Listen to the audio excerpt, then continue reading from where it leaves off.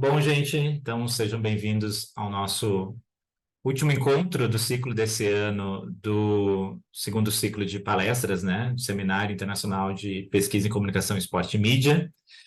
E dessa vez temos um convidado nacional brasileiro, né? O professor José Messias aí para fazer sua palestra intitulada Do Bomba Pet ao Free Fire, Gambiarras e Diversidade Configuracional nos Videogames, fugindo um pouquinho aí do tema, ah, em tese, né? Fugindo um pouquinho do tema dos esportes, mas ainda ficando dentro do tema do lazer e também dos jogos de esporte, acho que é outra mediação aí que também é interessante, né? E dos esportes, eu acho que é algo que para a gente debater também.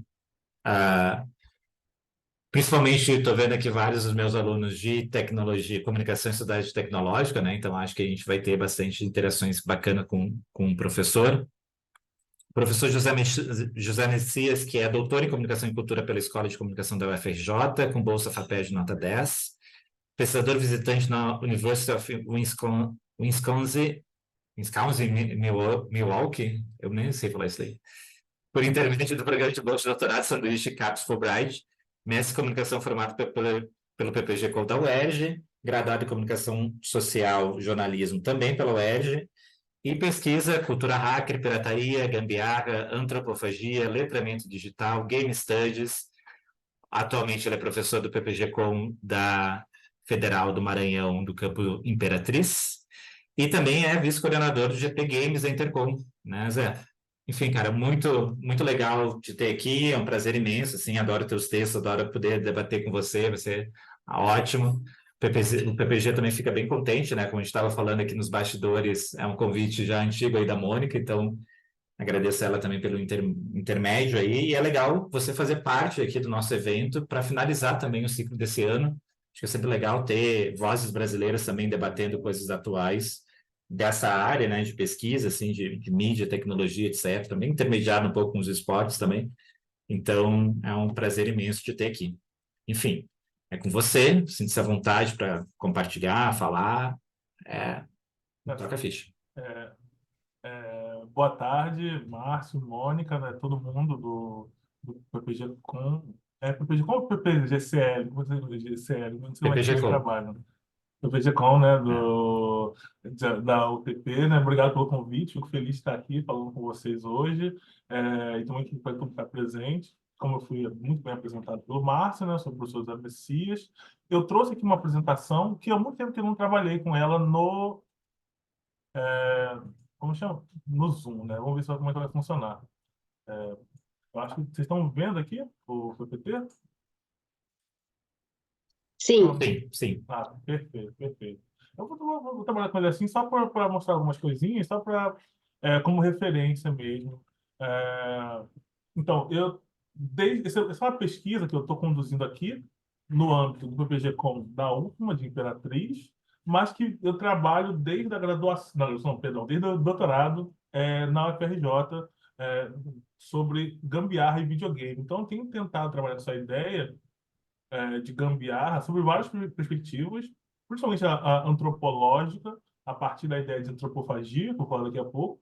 Mas o que é interessante, né, do meu ponto de vista, é tentar trazer esse debate, que é bem enraizado, já é um debate até tradicional na antropologia e nas artes também, trazer esse nosso viés tecnológico, né, da mediação tecnológica para o assunto. Só que para hoje eu vou tentar, como o evento é mídia e de esporte, né? Eu vou até trazer um pouco esse lado do esporte também, contemplar um pouco essa fala, porque eu vou falar da pesquisa atual com os meus orientandos. Ela não está publicada, não tem muita referência publicada, né? Aí tem participado em eventos como o Intercom, e dentro do nosso PIBIC, não publicamos como artigo, mas a ideia da apresentação e do texto dessa fala de hoje é trazer essa ideia de diversidade configuracional, que eu vou falar daqui a pouco, e que vem do pessoal do esporte. Curiosamente, vem de uma tese de doutorado e de um artigo de um autor da área de educação física para falar de futebol. E achei bem interessante. Então, eu tentei fazer a ponte, né, a partir do convite do Márcio, né, tentando ajudar não só os esportes com os esportes, e falando dessa ideia de diversidade configuracional, pensando, mas também ainda assim com esse contexto da tecnologia, a indústria do videogame, claro que é essa indústria multibilionária do capitalismo neoliberal, aquela coisa toda que vocês sabem muito bem. É, então, eu vou tentar fazer essa ponte, espero que vocês me acompanhem aqui, porque às vezes é um processo que na minha cabeça está claríssimo, mas nem sempre é tão fácil ou tão direto de acompanhar, muito baseado aí nessa conversa até com o Márcio, que tem trabalho com tecnologia, materialidades, principalmente. Então, dessa vez eu não preparei tanto a fala direto para materialidades, até para contemplar mais o evento em si, mas eu vou fazer pinceladas de materialidade de vez em quando. Então, isso que eu acho importante. Então, para começar, né, eu não estou botando o slide em tela cheia, não, porque eu acho que acho que assim deve tá bom mesmo. É, Vou fazer essa linha geral da pesquisa de gambiarra, né? Que é o que eu tenho trabalhado desde 2016, assim, 2012, se for contar quando eu entrei no doutorado, né? Mas não era gambiarra pesquisa, não. É, então, então, essas são meio palavras-chave, assim, a minha versão low-tech, tudo meu é muito low-tech, né? Como podem perceber, né? Gambiarra. Não é nada muito bonito, muito um design muito avançado. Mas, então, até porque não deu tempo de pedir para o meu bolso já fazer a apresentação bonitinha que ele faz para mim. Mas, enfim. E aí, o que é interessante? Imagine que tem uma nuvem de palavras bem bonitinha aqui. Mas o que é interessante? Da onde, porque o debate de gambiarra, né, nas ciências sociais, principalmente, mas também no senso comum, ele é muito ligado à ideia do jeitinho brasileiro, né?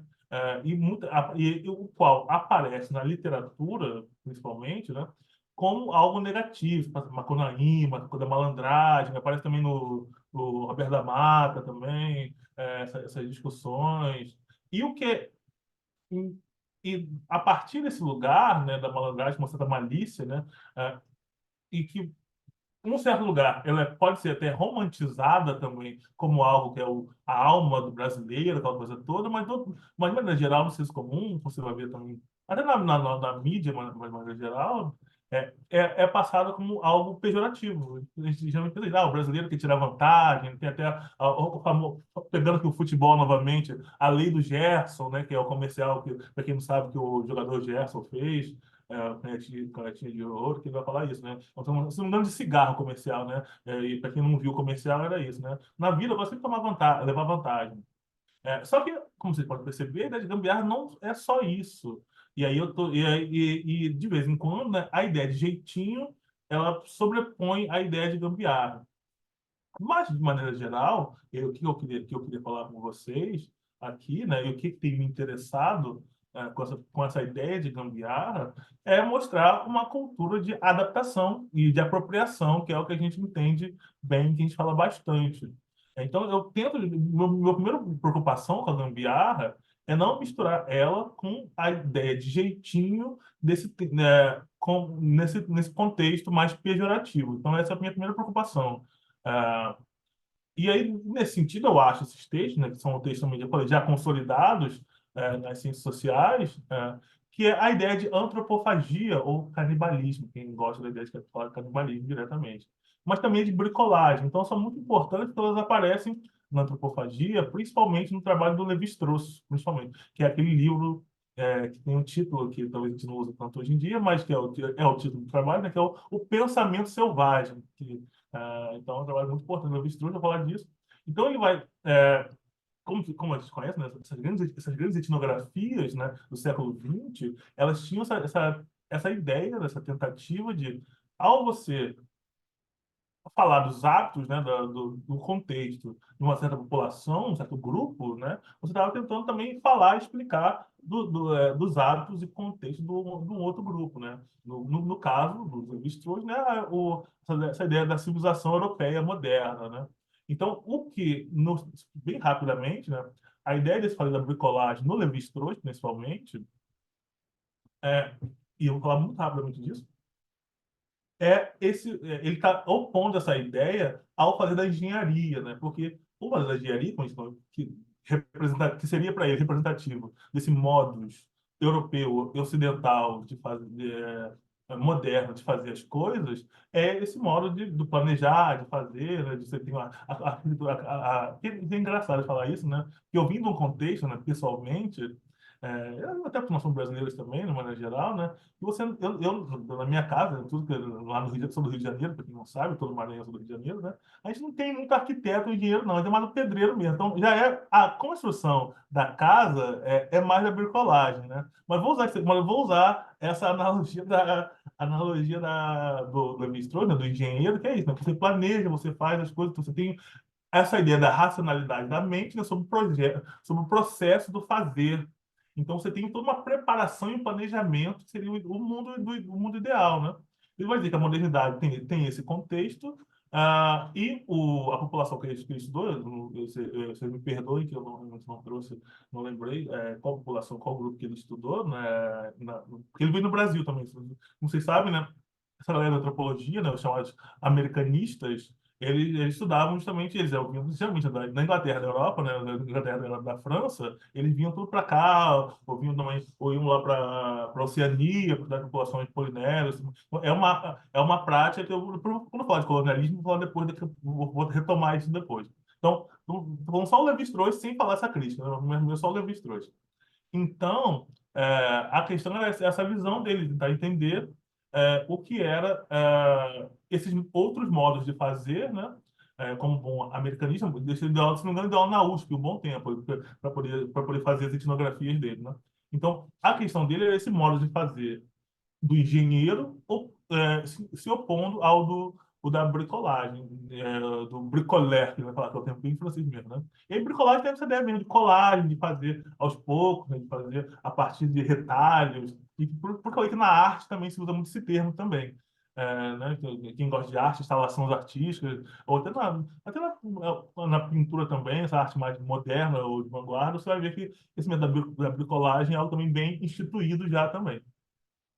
Então, isso é importante para a gente estabelecer aqui um ponto de partida para falar de gambiarra, embora esses textos que eu estou falando não mencionem gambiarra, dá para perceber da onde que eu fiz a ponte com a gambiarra, né? E aí, o que é importante também mencionar nessa discussão do Levi-Strauss, né, é, é principalmente essa oposição que ele faz bem dura, né, para entender esse modo de fazer do engenheiro contra esse modo do bricoleur, né? Que é da bricolagem, quem faz a bricolagem é o bricoleur, bem francês mesmo. E o que é interessante, né? Como já dei o spoiler na minha própria explicação, porque eu não consigo dar essa analogia, né? É uma coisa que vaza, né? Não é uma coisa só reservada às populações tradicionais, né? Eu falei para vocês, né? Em termos de construção civil, não vou dizer no Brasil como um todo, não vou cometer essa generalização, mas na minha experiência, pelo menos, né? A gente tem o pedreiro, a gente não necessariamente tem o engenheiro e o arquiteto certinho fazendo a casa e tudo mais. Eu nunca vi. Eu particularmente, né, nunca vi isso, não. Mas é o certo, o ideal é isso. Então já de cara, né? E aí a gente pode até conversar sobre isso depois, né? Se isso é uma coisa, nós, por sermos brasileiros, nós somos mais bricolé mesmo, ou nós somos, ou, pegando até o termo que eu vou falar dele daqui a pouco, né? Não falei ainda que eu não quero complicar demais as coisas, né? Questão do sul global, por sermos sul global, nós somos todos bricolé mesmo, então a gente só tem o pedreiro mesmo, né? E aí quem vai ter o engenheiro e o arquiteto só o Odebrecht, nos seus projetos assim grandes, assim comerciais, né? Mas na casa da gente, a gente vai ser só o pedreiro mesmo. E aí depende do tipo de casa, né? Mas isso é uma questão. Ah, mas eu também então, eu queria entender isso, né? Um pensamento antropofágico que é discutido dentro de um contexto da antropologia, que é o contexto dos povos tradicionais, e o quanto isso vaza para a gente, vaza, né, ou é poroso para a gente em termos políticos, enquanto descendentes, ou pelo menos um, herdeiros dessa tradição, desse modo de vida, desse modo de vida. E de se relacionar, e aí vem a questão do professor Márcio também, vinha também da materialidade, né? Uma certa materialidade, um certo ambiente nosso, né? Então, a ideia de gambiarra é essa, e aí isso pode ser problemático, porque você pode também cair, muito facilmente cair no que eu estou chamando, que eu estava criticando inicialmente, que é essa romantização numa parte das ciências sociais, quer dizer, ah, não, brasileira, é da gambiarra mesmo, é do jeitinho, uma coisa meio romântica que eu queria evitar, né? Eu queria explicar um modo de agir e se relacionar com a técnica. Eu não estava tão preocupado em fazer uma identidade brasileira da gambiarra, né? E aí tem a ver com conceito mesmo, já como aula de pós-graduação, eu posso entrar nesse meandro do conceito, né? Por que que eu queria falar mais de materialidades, né? E um termo que está cada vez mais em voga, né? Que vocês gostam, me é muito caro, são as cosmologias, as cosmopolíticas, em vez de falar de uma identidade brasileira, ah, brasileiro da gambiarra. Mesmo. Eu até trouxe o meme, que é o meme aqui nessa pegada aqui mesmo, né? Das paixões brasileiras. Mas a ideia inicial minha é tentar sair um pouco desse lugar, que na minha leitura é um pouco mais romantizado. Então, esse é o primeiro ponto. E aí, na minha pesquisa, inicialmente, eu tinha uma ligação muito forte com cultura hacker e pirataria, né? A pirataria está nesse lugar também, como posso dizer, de híbrido, ou desse entre. Por quê? A gente tem um discurso sobre a pirataria que é dentro do lugar, de um viés legal, né? Do regime de, pirataria é você se apropriar de algum produto que tenha o copyright, né? Que tenha o direito de autoria, no nosso caso aqui, nós somos de ciências humanas, a gente está muito focado aqui, por exemplo, em, em conteúdo mesmo, né, produção de conteúdo, né, em filme, DVD, no filme, música, essa coisa toda. Mas também, de maneira geral, a pirataria pode ser uma patente de um produto mesmo, né, na medicina, por exemplo. Então, você pode, até porque tem essa discussão, né, pirataria industrial e tudo mais. Então, a gente sempre, novamente, em termos de senso comum e de uma parte, assim, de uma discussão sobre pirataria, o legal do direito, né? Você vai ter um discurso muito forte sobre, isso é proibido ou é errado, e do outro lado você vai ter essa discussão de, olha, que é o que eu estou tentando argumentar, né? Eu argumentei, na verdade, né? Que a pirataria como parte desse modo de ser de apropriação também, porque basicamente é isso. Ah, e aí, e eu já vou entrar um pouquinho no conceito, eu tenho que entrar um pouquinho no conceito já agora, mas que é pegando esse modo pegando essa oposição ainda do Levi-Strauss, né? Da engenharia e ocidental, desse modo moderno de pensar, né, da engenharia europeia, né?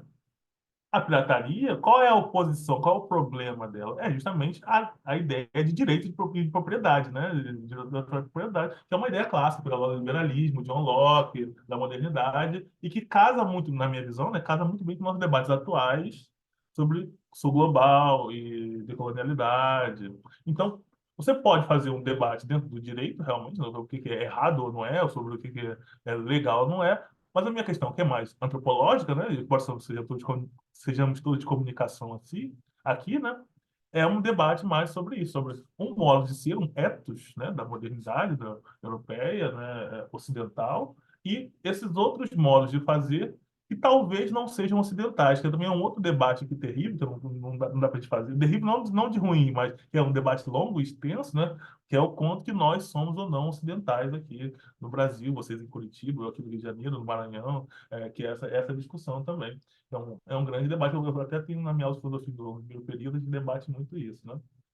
Então, um exemplo disso com certeza, dentro da geopolítica nacional, mundial, né? A gente está falando até atualmente desses conflitos, né?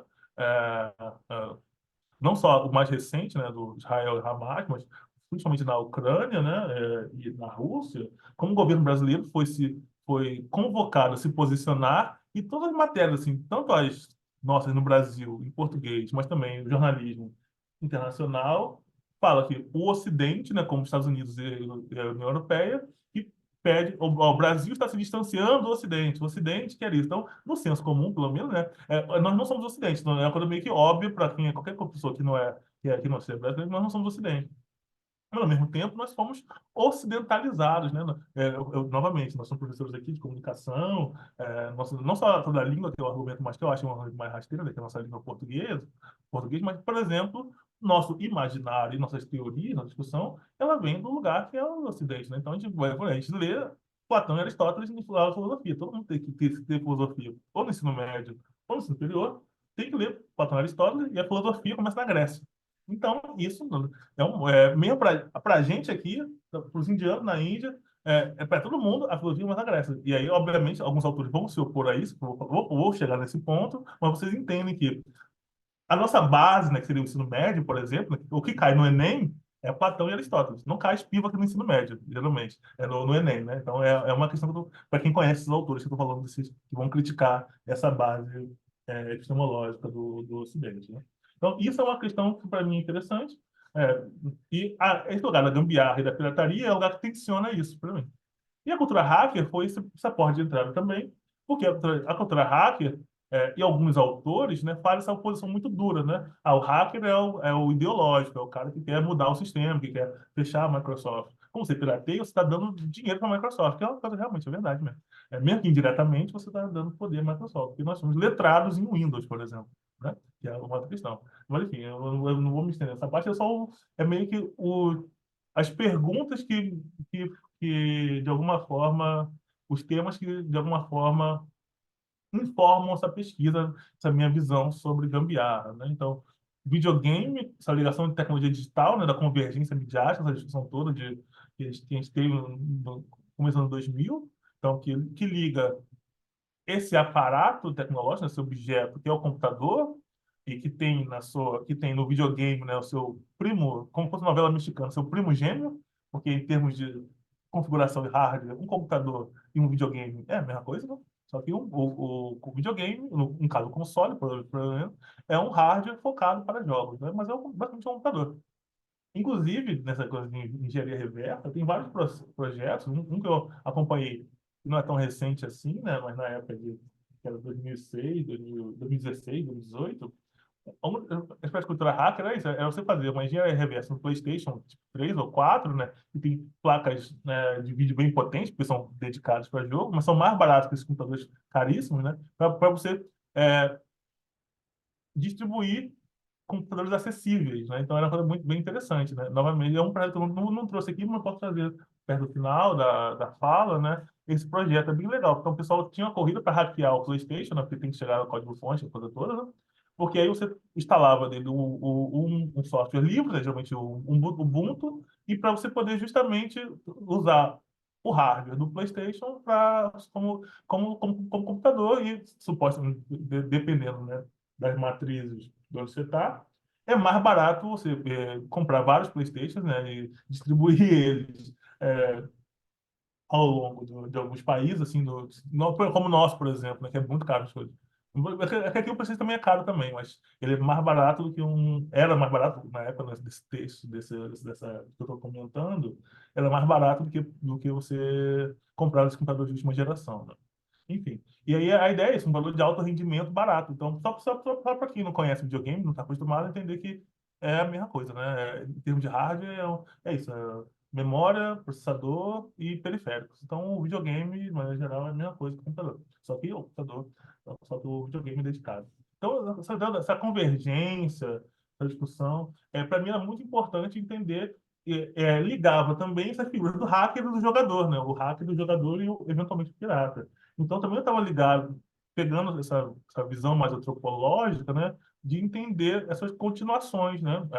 Porque para a gente aqui, no que a gente chama de sul global, é uma coisa muito comum, né? Vocês jogam, ou era mais comum antes dessa vertente mais da plataforma, que é outra que eu tenho que falar, não sei se vai dar tempo ainda, né? Mas é uma coisa muito comum a gente fazer. Para ouvir música, a gente baixava a música, sabia usar um torrent, fazer alguma coisa assim. Pré-Spotify, né? Não sei nem se o público sabe o que era, como é que era a época pré-Spotify. Então, o música também, né, na época pré-Netflix, você baixava a música. E o jogo é a mesma coisa, né? Para você jogar enquanto brasileiro, ser jogador enquanto brasileiro, era ser hacker também, era ser pirata também. Então, isso é uma coisa que me interessava bastante. Estudar, e foi esse é o que eu estou chamando desse viés político, né? Isso que me interessava como viés político. Beleza. Então, o que eu, mais para o final, né? O que me interessava, essa palavra-chave aqui, era justamente que tipo de capacitação, aptidão, né? Competências que essa nossa habilidade de jogar, né? De jogar e para poder jogar a gente desenvolvia, porque era isso, né? O cara que queria jogar, não só jogar, e fazer modificações desses jogos, tinha que aprender um pouquinho de Photoshop, um pouquinho de edição de vídeo, aprender uma lógica do computador, então isso me interessava bastante. Então, agora sim. Aí, rapidamente, aqui nas referências, né?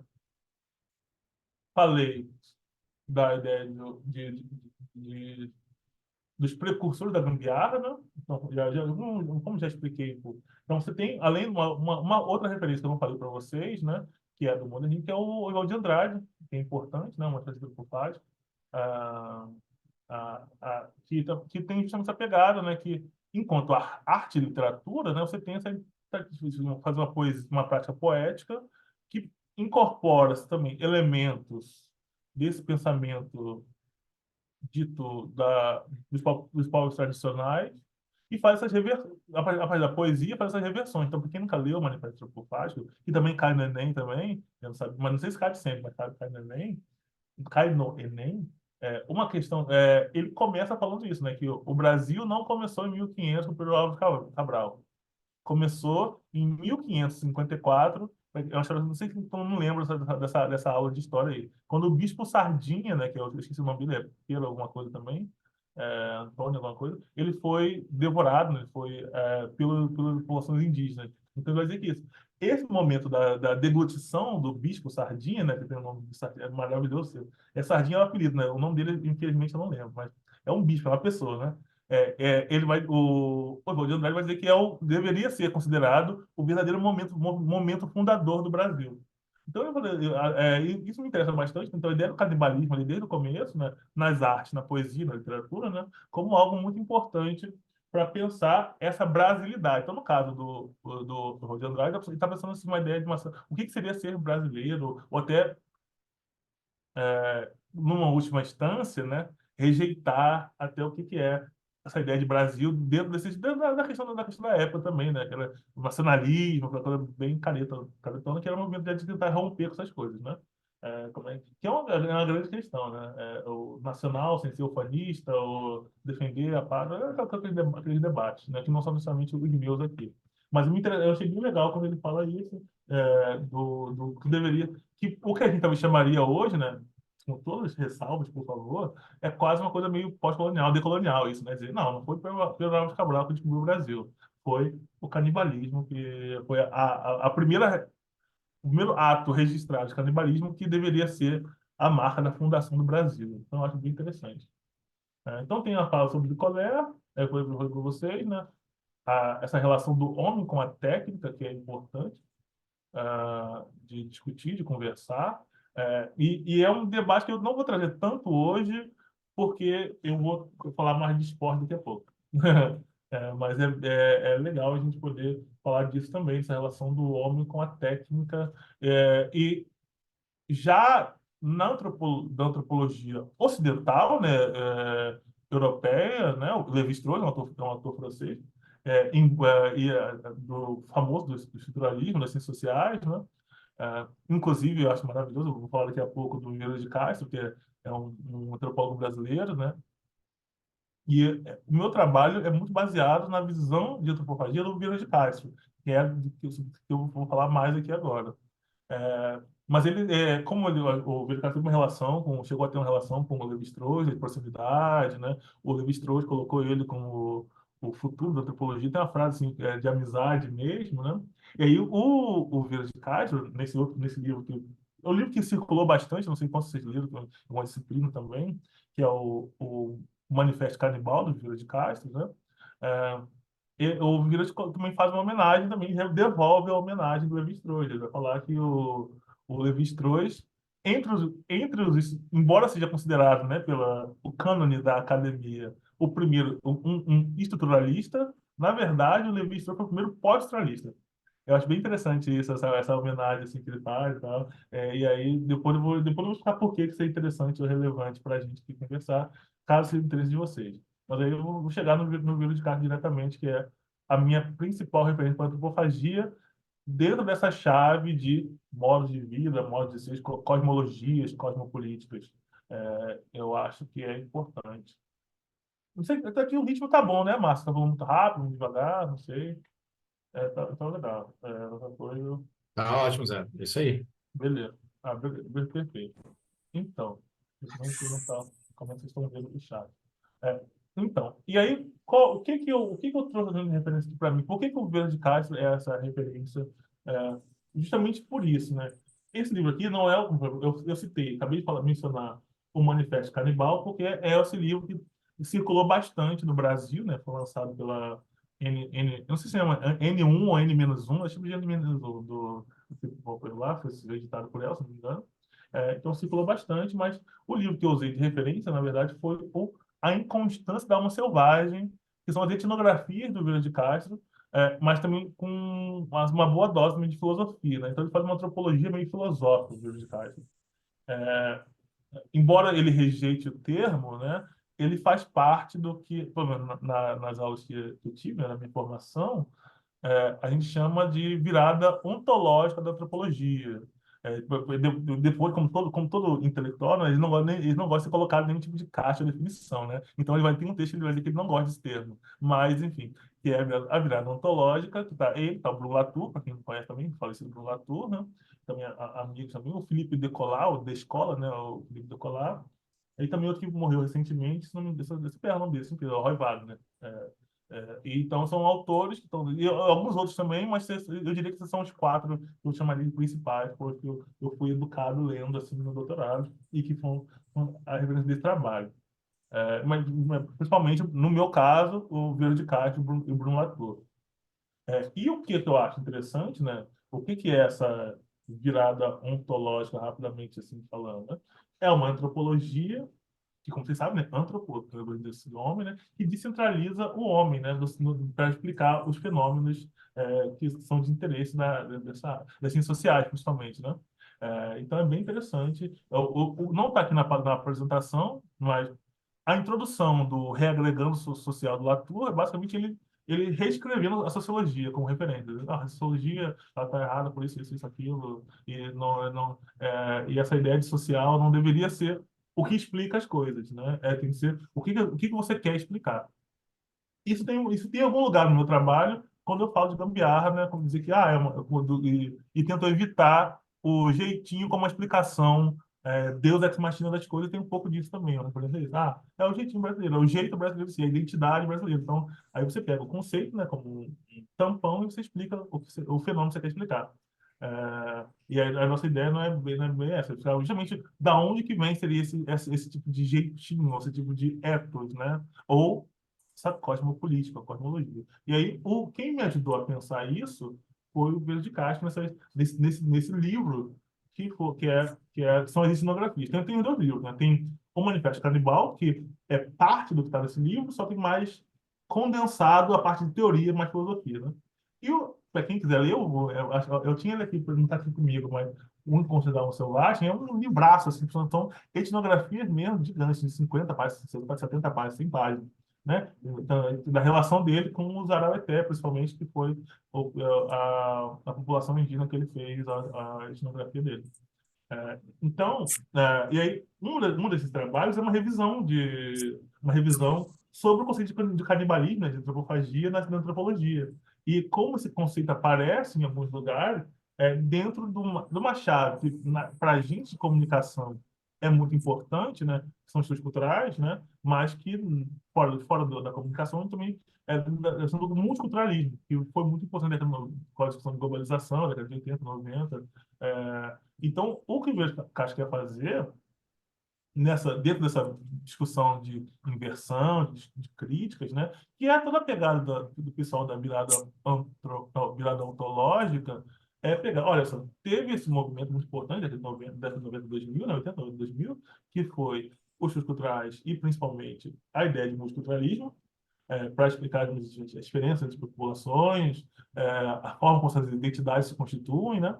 E que foi uma oposição na academia, né, para das ciências sociais, muito ao que ao suposto não, uma oposição a essas hierarquias intelectuais e do positivismo das ciências, né? Pegando lá desde lá do começo da década do começo do século XX, né? Então você teve, não, você teve essas respostas, né? O multiculturalismo com essa resposta que para o Vila de Castro foi muito importante no contexto, mas que que a própria antropologia, né, deveria superá-la a partir do. Eu não sei se a palavra certa é superá-la, não sei se o Vilas vai gostar da forma como resumo a obra dele, né, mas aí a gente vê isso. Mas a ideia é superar é, justamente para sair desse lugar dessa interpretação, né, de um tipo de interpretação do famoso também do famoso tema da antropologia, né, que é a relação natureza-cultura, que fosse é, que ainda tivesse esse um certo ranço, né, uma certa referência, uma influência dessa visão ocidental que tem o homem, né, o humano, né, no centro. Então, isso é bem interessante, porque ele vai dizer que, deixa eu ver, dentro dessa discussão aqui, que dentro da revisão que ele faz de literatura, alguns autores da antropologia, da antropofagia, eles vão defender o etnocentrismo das populações indígenas, né, ameríndias, né, mas principalmente, né. E é bem interessante esse argumento, né. Então, ó, o canibalismo, é a explicação que tá criticando, só para a gente não se perder, né, porque eu estou falando muitos nomes aqui, muito name drop, né, e tá criticando, a explicação que ele vai criticar é essa. Olha, fulano de tal, autor importante da antropologia, ele vai dizer isso, ele vai dizer que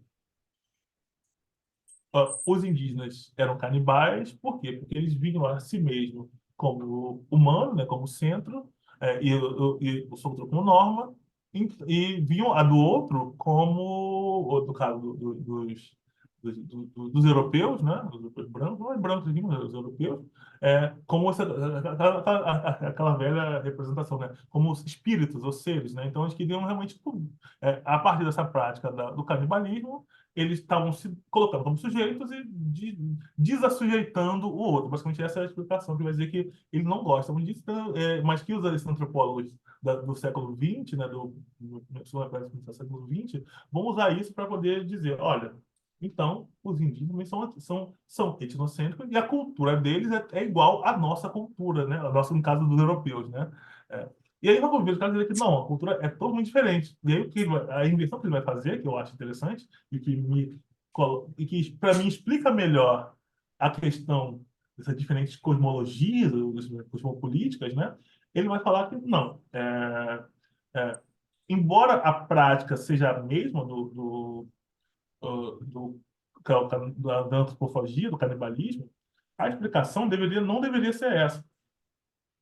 O que ele vai falar não é que os indígenas se consideravam sujeito e desconsideravam essas outras populações, esses outros humanos como sujeitos. É que eles desconfiavam da corporeidade desses outros seres, né? E só que na cosmologia ameríndia, que é o perspectivismo, para quem também gosto muito de filosofia, né? Tem uma chave disso em Nietzsche, né? Mas eu jamais vou tentar explicar o livro do Nietzsche, né? Não vou tentar explicar o perspectivismo ameríndio do Verde de Castro, o conceito que ele vai trazer, é justamente essa ideia de que nas cosmologias que ele entendeu, que ele explicou, né? Que a ideia é que a posição de sujeito, ela é relacional, na verdade, né? E ela se dá nesse lugar da predação, né? Por isso do canibalismo. Então, no caso, não é que eles eram sujeitos e, no caso, quando eles se alimentavam desse outro, eles despessoalizavam seus... não era bem essa ideia. É que naquela relação, né? O sujeito é quem come. Inclusive, o que é interessante, eles podiam ser comidos também. Então, e aí, essa que era a chave do Vila de Castro, né? E é por isso que ele vai propor, em oposição ao multiculturalismo, todo mundo é sujeito, todo mundo tem o mesmo pensamento, né? Que a ideia seria essa, né? Em vez de dizer que todo mundo é racional do mesmo jeito, né? Que seria a ideia do multiculturalismo, né? De que todos são iguais, no sentido, ele vai dizer que não, que é, o importante seria criticar essa ideia de razão e de mente desse ponto de vista ocidental, europeu, principalmente do cânone da antropologia, e pensar, por quê? Só deu, porque essa ideia de cânone só deu no modo de pensar do engenheiro, né, do Levi-Strauss. Como a gente viu, isso não deu certo, isso fracassou. Então, em vez de tentar dizer que o indígena é gente como a gente, né, no caso, os europeus, né, é melhor pensar, colocar eles num outro lugar, né, numa outra cosmologia, e daí na visão do Vieira de Castro, né, então, e dessa galera toda, até o próprio Bruno Latour também, né, poderia ser mais salutar para a gente enquanto sociedade, né, enquanto meio ambiente, aquela coisa toda. E aí, uma da expressão filosófica eu acho muito bonita, assim, bem legal, né, e vai dizer essa ideia. Então, ele vai chegar nesse lugar, né, que está concentrado nessa citação que eu trouxe aqui, que é justamente esse ponto de vista negociado para o sujeito. Então, o sujeito não é só quem é ser humano, por isso que eu falei que a virada ontológica é esse lugar do qual o humano está descentralizado também. Para quem, imagino eu, quem acompanha o Bruno Latour, está muito presente na discussão dos objetos técnicos, do agente, do actante, né? No caso numa outra chave, né? Saindo da antropologia urbana, uma antropologia mais clássica, né, americanista. Aqui a ideia é a constituição e, a, e essa visão de mundo que não se coloca como sujeito o tempo todo. E é isso que é interessante, que é um lugar nosso clássico e principalmente muito valorizado do Ocidente, né? Novamente, a Revolução Francesa, lá atrás, Rousseau, então essa galera clássica que vai estar vivendo, o cidadão, mas sempre galgado nessa ideia, né? Do sujeito, do conhecimento como no lugar da como aquele que é dotado de racionalidade. E como vocês sabem também, já trazendo esse debate pós-coloniais, decoloniais, etc. e tal. Isso levou, sim, também a.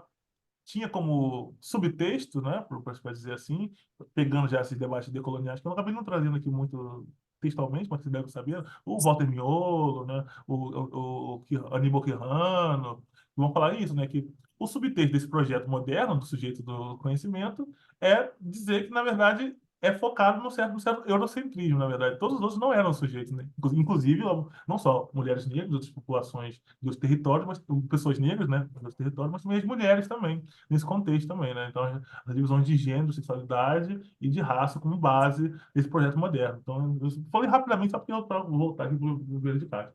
E aí, dentro da população ameríndia, desse perspectiva ameríndio, o que é interessante é esse deslocamento dessa posição do sujeito e que a chave seja esse lugar da predação. Então ele vai dizer isso, né? Que para onça, por exemplo, no caso, a onça pode ser o sujeito, por exemplo, e Não, no caso da predação. Oi?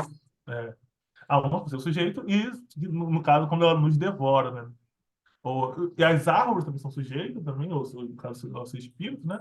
Por também que quando você morre, geralmente, né? Fora do nosso complexo moderno industrial, da cremação, que tem a coisa mais química lá do embalsamento, mas quando você morre e vai para a terra mesmo, a terra come, você volta para a terra e a árvore te come também de novo. Então, o que não é possível na nossa forma moderna, sabe disso, né? Como se você passa por um processo químico, né? O seu corpo não decompõe da mesma forma, né? Do que decomporia naturalmente. Mas, enfim. É, então, isso tudo é uma forma de pensar que vai mostrar justamente isso, né? Vai mostrar que a pessoa do sujeito não é fixa. E o que, no caso desse povo, o canibalismo na relação antropofágica é o que dá o tom de quem é sujeito. E deslocando. Então, isso é muito interessante, né? E tem essa frase aqui que eu acho muito legal, que é para eu seguir logo, né? Até quando o tempo, né? Que é isso. As aparências enganam, porque nunca se pode estar certo sobre qual é o ponto de vista dominante. Isto é, que mundo está em vigor quando se interage com outrem. Tudo é perigoso, sobretudo quando tudo é gente e nós talvez não sejamos. Isso é muito legal isso. A coisa do gente, para ele, só para quem não pegou, gente não é só tem a ver com a forma de se expressar, traduzindo português, né, do português brasileiro, né, a ideia de personitude, de pessoa, né? Então, vamos gente, a gente falando a gente, tal gente, nesse sentido, de ser gente e ser pessoa, né? Então, por isso que é gente árvore, gente a onça, gente da capivara, então, tudo é gente dependendo de certo contexto, né? Então, isso é muito interessante para mim, para pensar essa coisa do qual mundo está em vigor, né? Porque essa é a ideia, né? Visão de mundo como cosmologia, como cosmopolítica, e não uma identidade da gambiarra.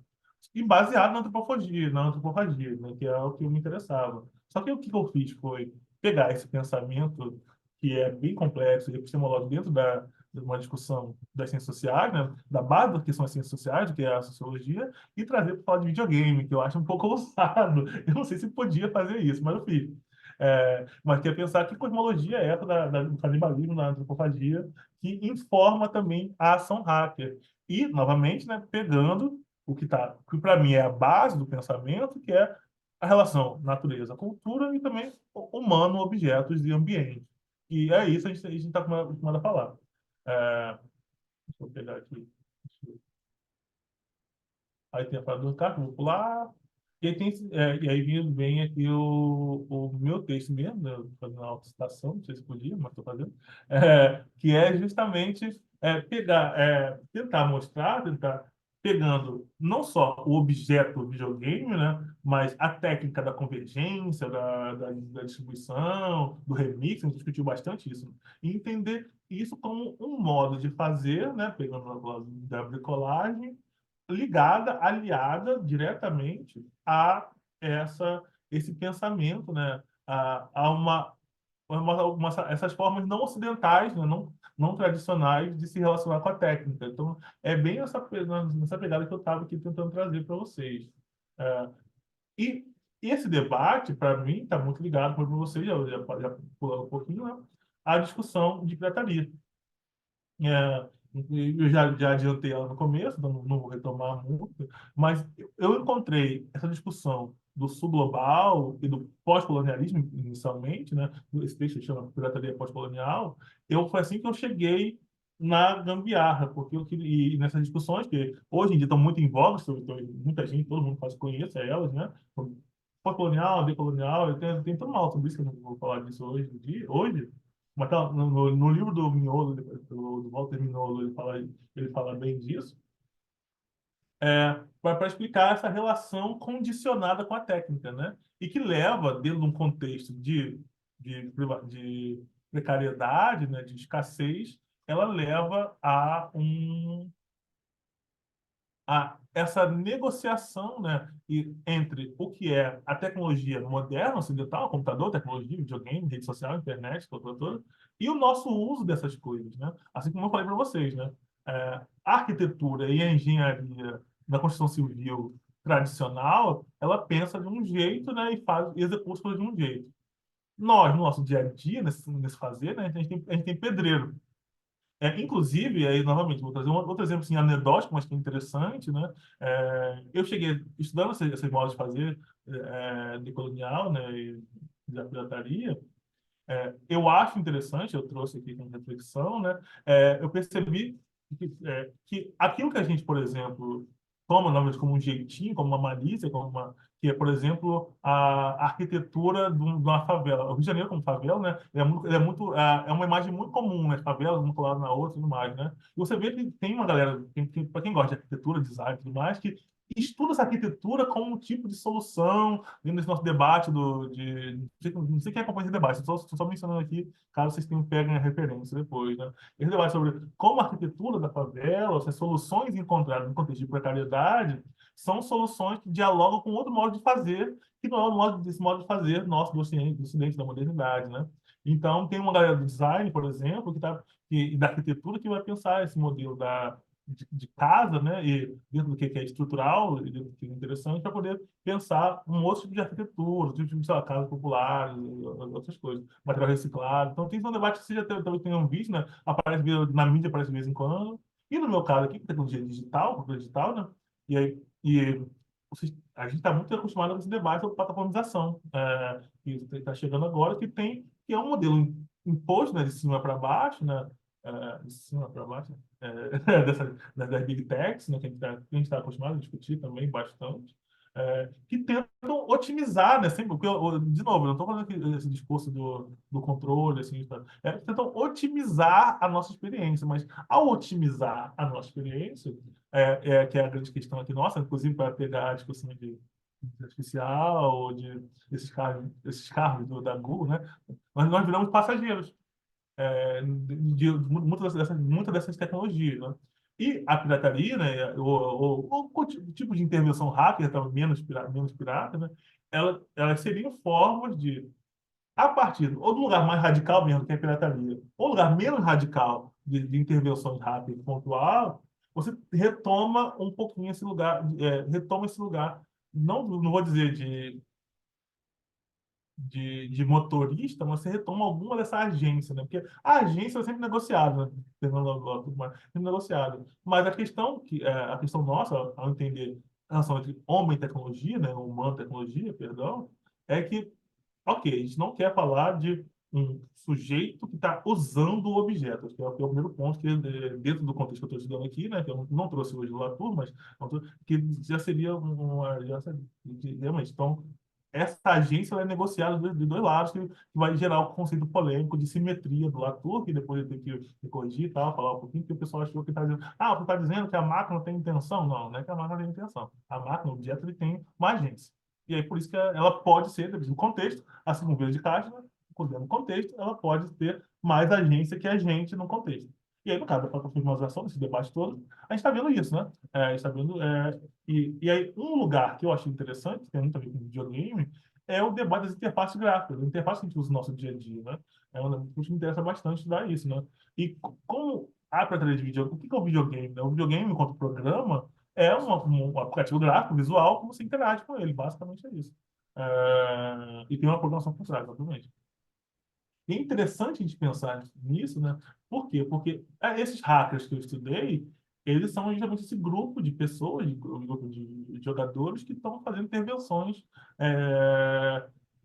inicialmente na interface só, na parte mais estética, né? Mudar um avatar, mudar um personagem, vou fazer daqui a pouco.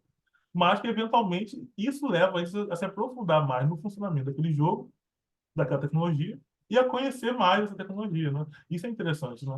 Obviamente, o que eu estudei em 2016 e 2018 é uma era que eu vou chamar de pré-caixa pretíssima, caixa preta de agora, que é um pouco mais fácil de se mexer, né? Então, você tem acesso. Cada vez mais, quando vai sair, por exemplo, pegando um videogame aqui, você pega um PlayStation 5, PlayStation 3, o PlayStation 3 é mais fácil de você fazer coisas como, sei lá, um tipo de jailbreak, de você fazer uma inserção, porque ele tem ainda, inicia, né, essa coisa da conectividade online 24 horas, mas ele não te proíbe de jogar. Se você fizer algo parecido no PlayStation 5, você não consegue mais jogar, porque você precisa dar conta para você jogar. A conta nesses serviços online, né? Então, é um modelo muito mais restritivo, né? Pensando aqui 10 anos entre o PlayStation 3 e o PlayStation 5, que é o atual, né? Então, cada vez mais você vê essas práticas, que são práticas corporativas, né? E que você, enquanto jogador, que é o meu ponto aqui, você joga não só com o objeto que vai estar fechado, mas você joga também com essa dimensão que ela é mais abstrata, né? Mais intangível, que é essa dimensão das leis, do copyright, né? Das proteções, dos protocolos, que é o texto do Geller, que eu gosto bastante, né? Então, é importante também, no meu caso, né? E eu nunca sei se é um grande salto, vamos falar de gambiarra, né, no contexto, que é um contexto epistemológico, do contexto político, entender uma relação que é nossa, do sul global, com a tecnologia digital também. E que nesse negociamento e que agências estão ali em jogo quando a gente está falando de nosso uso, no meu caso, de videogame. Né? Pode ser o pessoal da IA, pode ser o pessoal das plataformas da Netflix, do Spotify, por exemplo, e coisa do tipo. Então, a minha pesquisa vem desse lugar, de entender a gambiarra como um lugar de você mapear agências. Entendendo, sim, mas entendendo desde o começo que o objeto tem agência também, mas que certos agentes corporativos têm uma agência maior do que outros, né? E aí tem referência também ao meu colega, né, da área de videogame, que foi o Thiago Falcão, que tem estudado isso com plataformização e colonização do jogo, que é uma coisa muito importante de estudar. Então, eu tenho que fazer referência, eu acabei não trazendo aqui, mas é um texto importante. Alguns textos sobre isso, que é um debate debate na área de videogame, mas na área de tecnologia, de maneira geral, digital, que é essa ideia da colonização, que juntar esse aspecto,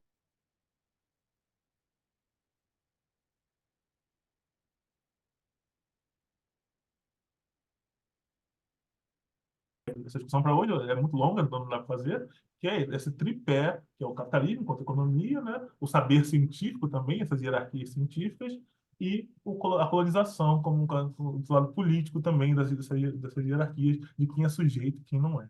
Então, isso é importante também de trazer, já então já chegar no final para os jogos em si, já que eu sei que eu estou falando quase já tem 1 hora já de fala já. É, eu estou chegando a combinar. Então, então, a ideia minha aqui, nossa, dessa discussão, dessa pesquisa, é pegar um debate que estava rolando na década de 2000, de 2010, de cibercultura, convergência, cultura digital, tudo mais, né? E entender isso sob um viés político também, porque vamos encarar aqui. O debate que a gente faz geralmente mais tradicionalmente, que a gente faz com nossos alunos, não no contexto talvez de pós-graduação, mas é o contexto, o Harry James contra a participação, do 2.0 contra a convergência, agora o usuário tem poder, está ligado muito a isso, né? Mas quando você adiciona esse elemento colonial, essa relação colonial, né? E também o debate do neoliberalismo, eu acho que a gente consegue ter mais camadas de complexidade para esse fenômeno. Né? Da mesma forma que o Vila de Castro faz essa oposição dele entre o que é multiculturalismo e a forma como o multiculturalismo vê a gambiarra, vê a antropofagia, e a forma como o que ele propôs, a virada ontológica, vê esse mesmo fenômeno, é o que eu tentei fazer aqui. Ok, você pode chamar, já, que é entender a cosmologia por trás dessa participação, dessa ação, e numa virada, que é essa virada da plataformização, né? É que cada vez mais fechado, e que você. Então, pegar um exemplo que eu gosto muito de falar de software de sistema operacional, por exemplo. Sistema operacional, no caso, eu uso o Windows, eu uso o Windows, né? Ele praticamente só quer que você use ele e não quer que você mexa nada. Que é muito parecido até com o do celular, que o celular sempre foi isso, né? Do app, do app, né? Que é isso. Então, é até escondido, você nem sabe de tá, a configuração, você precisa mudar 1 hora, eu estou ouvindo música muito alta, eu gosto de música alta, e aí, automaticamente, o meu aplicativo, ele reduz o volume do meu som, porque ele está dizendo que você está ouvindo música muito alta e pode prejudicar o seu ouvido. Ou então, eu quero baixar um arquivo, né? Vai pegando aqui em termos de sistema operacional, e aí eles bloqueiam automaticamente torrent. Não, não, e podia ser o torrent do livro, que está em PDF, disponível, mas ele vai bloquear o arquivo, porque por causa do interesse comercial que está por trás dessa ação, dessa acordo entre empresas. Então, isso é importante quando falar disso também. Deixa eu ver aqui. É, e aí, para chegar finalmente aos assuntos, né, dos objetos, sempre chegando para o final, né? Triste isso. ah, o objeto em si. E aí eu cheguei nesse exemplo, que é o Bomba Pet, por exemplo. Bomba Pet, que foi o que eu estudei inicialmente, é esse exemplo de tecnologia de jogo que é feito a partir de uma montagem. Esse aqui é o exemplo que eu na tese, por estar de 2015 aqui, mas tem em 2023 também, pode deixar. Esse aqui é 2016, que é a imagem que eu tinha pronta no PDF, que eu trouxe. E tem Neymar aqui ainda, né? O Lucas Gil, o Lucas está em São Paulo já, tá saindo de São Paulo, já apresentando também. Mas o que eu acho interessante, né, que isso, são jovens que estão capacitados para a cultura digital, que é o argumento lá do Henry James, da galera dele lá, mas que fazem um uso, né, que não só desafia essas empresas, né, essas corporações, mas cria um fenômeno derivado, né, que é meio que próprio nosso, que é isso que eu queria estudar e entender. Não, porque é isso, não é que outras pessoas não pirateiem videogame, não é uma coisa só brasileira. Tem um livro da Led Game, que o Eduardo deve conhecer, né, que dá uma autora canadense chamada Mia Consalvo, chamado cheating, né? Eu te falo essa palavra em inglês, cheating, você trapaceando, né? Só que eu vou chamar de trapaça, engraçado, né? É um livro sobre essas pequenas. Para quem é do hemisfério norte, por exemplo, né? E cresceu com a Nintendo e queria jogar Final Fantasy, você tinha que piratear, senão você não conseguia jogar Final Fantasy, mesmo na América, mesmo podendo comprar, tendo acesso e tal, os jogos japoneses, por exemplo. Então, é um exemplo que ela dá do que dá dessa pirataria e você tinha que serrar o cartucho, alguma coisa assim, e dentro dos Estados Unidos mesmo, da Europa, Canadá, porque não tinha esse acesso, não era um mercado para o Final Fantasy da década de 90, né, nos Estados Unidos, é um jogo interno. O Japão sempre tem coisa de ser coisa muito interna, né? Enfim. Então, a Decidiva ela fala disso, né? Dessas práticas, que o norte global também faz para poder ter acesso, fazia, né, para ter acesso às coisas. Só que no meu caso, eu queria explicar isso. Mas essa participação que acontece mesmo, e o exemplo do Henry Jenkins famoso, do Machinimas, falando do pessoal do fanfic, que são os exemplos do Henry Jenkins, né? São exemplos que, para mim, estão dentro de um contexto de participação, é, e é o contexto de participação dentro da cultura do norte global, que tem esse cenário dito como o ideal, né? Porque não tem acesso à internet, na média, né? Em termos de infraestrutura, melhor que a nossa, tudo mais. É, mas que ainda assim, dentro do mundo corporativo, foram, entre aspas, perseguidos ou banidos, ou o que seja. Então, um exemplo nosso do pessoal do videogame muito comum, né? É que toda hora, vira e mexe, a Nintendo sai e entra no Brasil. Eu não sei nem se agora se saiu ou está dentro do Brasil de novo, porque o Brasil tem a pirataria, a gente não consegue fazer negócio aqui porque os jogos são todos, todo mundo só pirateia, né? E aí é uma questão interessante. Então, o que eu quero entender agora, né, nesses processos, é que, embora as práticas sejam comuns, né, então, piratear, jogar no emulador, por exemplo, né, não é uma coisa não é só o brasileiro, não é só a pessoa do sul global que faz, né, mas em que contexto está inserida essa prática do emulador, né, e que infraestrutura é essa aqui de tecnologia, de informação, que leva a algo como Bomba Pet. Bomba Pet sim é mais brasileiro, mas tem modelos diferentes de edição de Winning Eleven no mundo todo, para Winning Eleven para o Wilson Soccer no mundo todo. Então é interessante pensar nisso, né? E aqui é muito engraçado, esse menino que eu estudei na tese aqui, tem quase 10 anos, né? Um é pai de família, outro é engraçado essa relação deles com a tecnologia digital também, de se capacitar. É bem interessante, eu acho bem interessante nesse sentido. E aí, trazendo agora finalmente para os esportes e esportes, depois vou só um videozinho, só para fechar, eu vou trazer um videozinho.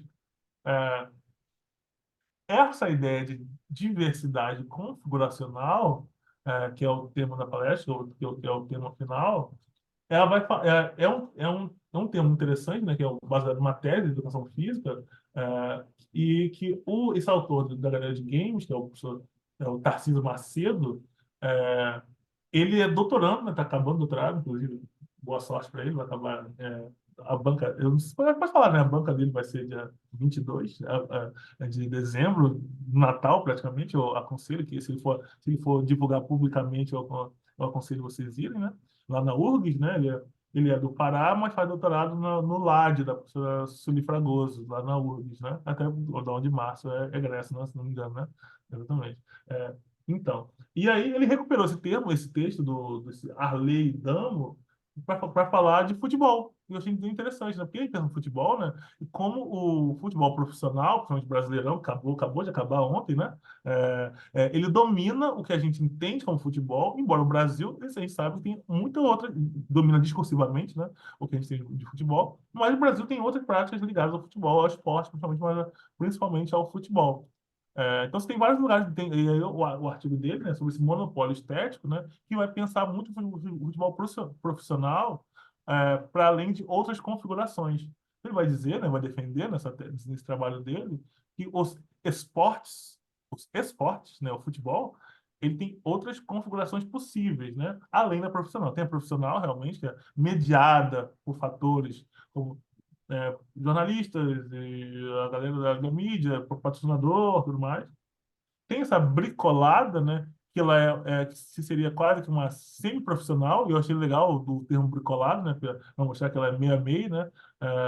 E aí, no caso do futebol, a gente tem uma coisa que a gente, para quem já que eu pegando o termo no seminário, não sei quem conhece, eu gosto, tem essas peladas profissionais, futebol de várzea, né? O campo de várzea, né? Que é isso, que rola um dinheiro ali envolvido, mas não necessariamente você é o cara que joga no Santos, né? Perdão pela Santos, né? A referência ao Santos, que caiu ontem, né? Mas joga no Santos, no Vasco, na Série B, Série D, Série D. É uma coisa meio que a várzea, né? O futebol amador, mas que envolve um dinheiro ali. Então, muito dinheiro, inclusive. É, E o comunitário, sim, comunitário que é mais o famoso jogo a brinca, né? Que é isso, né? Dentro de um grupo pequeno.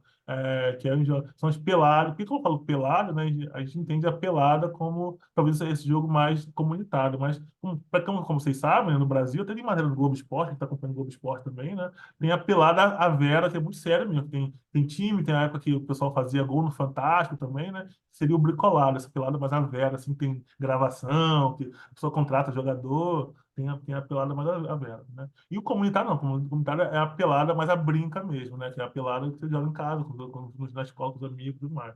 E o escolar, que seria a questão mais universitária, de atléticos e tudo mais, né? Que também é uma forma de torneio também, mas também lazer, amador, né? Lazer. Então, o que o Tarcísio faz, ele passar essa discussão do Arley para os esportes, né? E vai fazer isso pegando o estudo dele de caso, que é o Free Fire, que é esse fenômeno, que eu já vou deixar um vídeo para você, para quem nunca viu, que é um fenômeno e que, como se para quem acompanha, para quem ou não acompanha, mas já ouviu falar, né? Os esportes eles são realmente uma indústria também multibilionária, né? Nessa estrela dos games, e elas realmente têm um grau de camada de complexidade que vão levar, perdão, vão levar também e pelo menos discursivamente, né? É porque tem diferença quem está acompanhando só pela matéria no Fantástico, alguma coisa do tipo, e quem está talvez mais dentro da cena dos games, que é mais insider, né? Mas discursivamente, o que o Tarcísio vai dizer é que há um monopólio do esportes profissional, que a gente pensa nesses grandes torneios, né?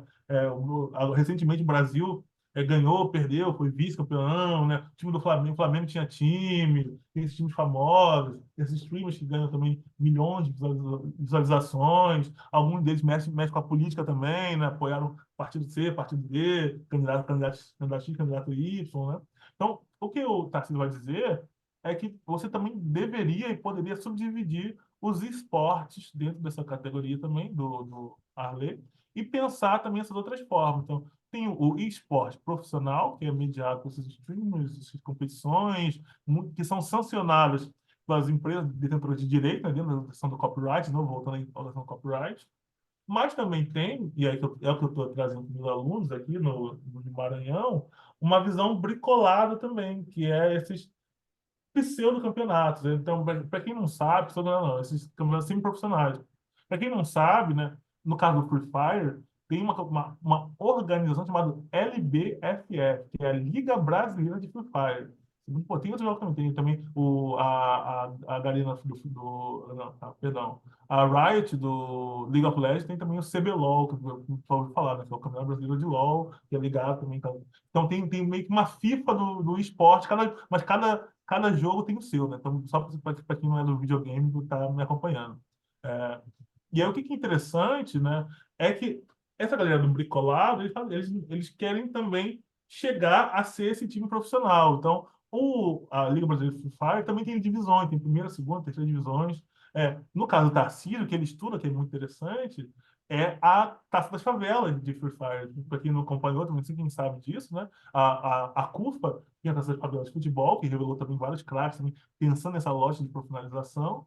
Mas também tem a Taça de Favela de Free Fire também, que é um jogo, para quem eu realmente não consegui falar tanto do jogo assim, né? Porque eu quero já pelo menos encerrar para falar de perguntas e tudo mais. É um jogo que ele tem um apelo popular muito grande e é um jogo tido como leve, né, inicialmente, depois o Tarcísio vai contestar essa visão, né, que rodaria em qualquer celular mais assim simples, assim, porque ele é feito para ser um jogo do sul global, né, pensando justamente nessa ideia é uma empresa do leste asiático, assim, esqueci o nome da onde que a Garena acho que ela é sediada em Singapura, mas foi comprada por uma empresa chinesa depois. É, mas feita para o mercado ali que Singapura, você sabe, também é um grande. É uma nação assim, mais desenvolvida. Aquela ilhazinha.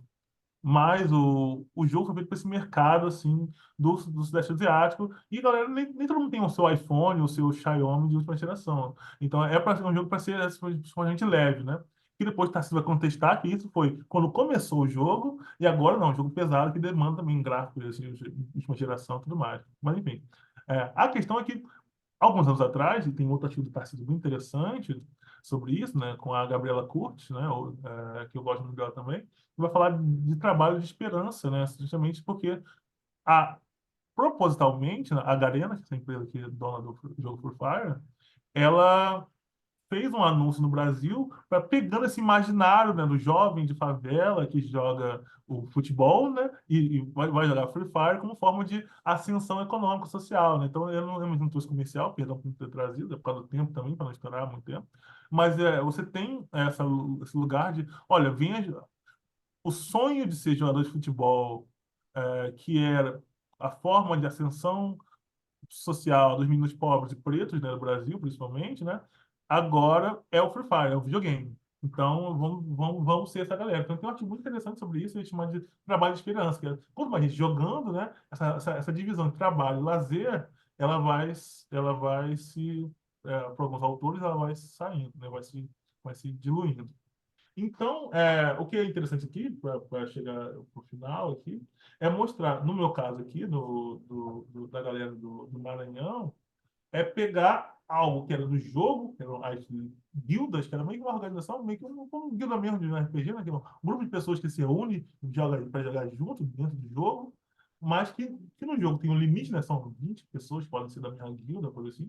E que você faz fora do jogo, sei que são páginas do Instagram, não precisa perceber que é o Instagram isso aqui, esse print, e que pessoas se organizam para poder transformar essas guildas em times competitivos para poder ou competir na LBFF, na Liga Brasileira oficialmente, nessas categorias mais, seria na quarta divisão, na terceira divisão, quinta divisão, ou fazer seus próprios campeonatinhos, né? E valendo dinheiro a vera mesmo, valendo dinheiro mesmo.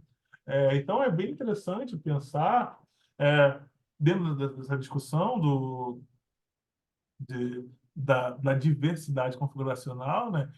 Especificamente nessa lógica bricolada, a forma como é, os esportes, né, e o videogame no Brasil, né, que é bem, no caso, são casos brasileiros mesmo especificamente, eles tentam se apropriar não só do jogo em si, né, fazer uma pirataria, fazer essa modificação, que é o que eu estudei inicialmente, que é o caso do Batete, mas também se apropriar da lógica da indústria e fazer uma versão nossa, que eu acho muito curioso pensar nisso, né? Então, a gambiarra aqui não é bem o jogo. O jogo, eles jogam o jogo como se fosse o jogo normal mesmo, né? Mas o jogo não tem muita modificação. Até tem um outro artigo nosso sobre modificação no Free Fire, que como é um jogo competitivo, o que você faz de modificação é para tornar ele o mais leve possível, para ele rodar rápido na sua internet da sua casa. Então é uma coisa muito. A gente não chegou na fase de entrevistas ainda, mas é importante a gente chegar, né? Porque além do celular, né, e do programa que roda no celular,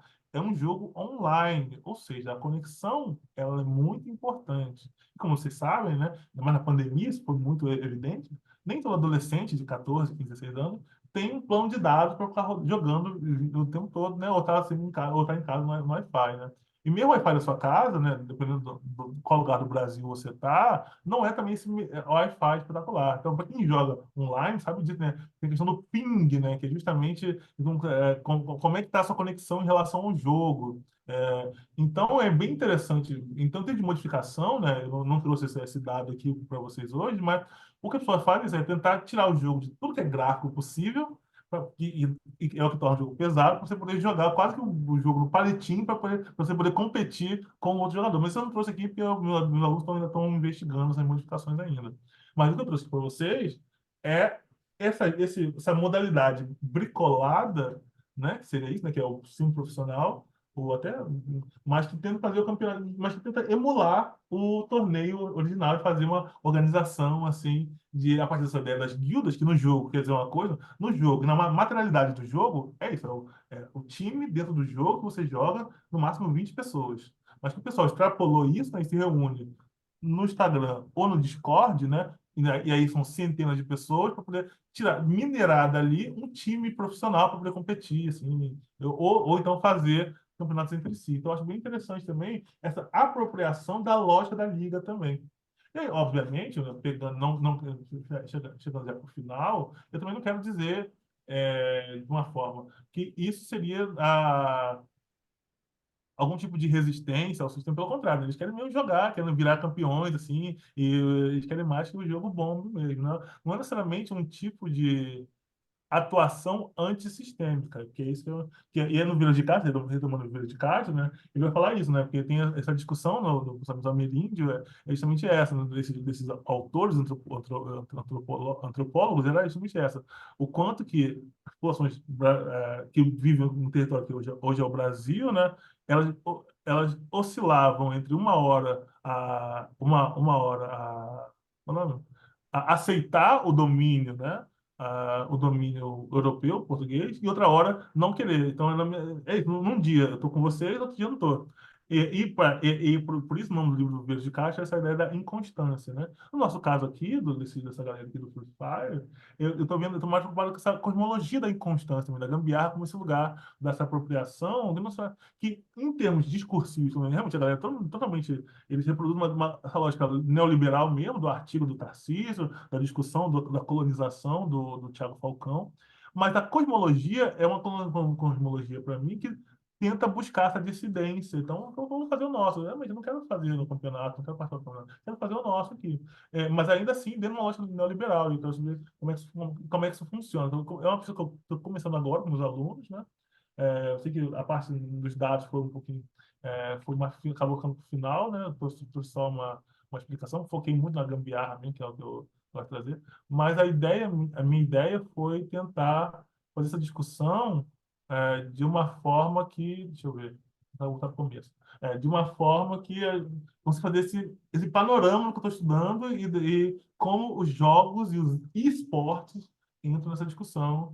E eventualmente, né, quando for escrever, de fato, não escrevi, não, quando bem, primeira mão para vocês aqui, né, relacionar melhor isso com a questão do sul global, de decolonialidade, né, e o que tem de decolonialidade não tem, o que tem de resistência ou não, porque inicialmente de resistência no sentido estrito senso tem nada.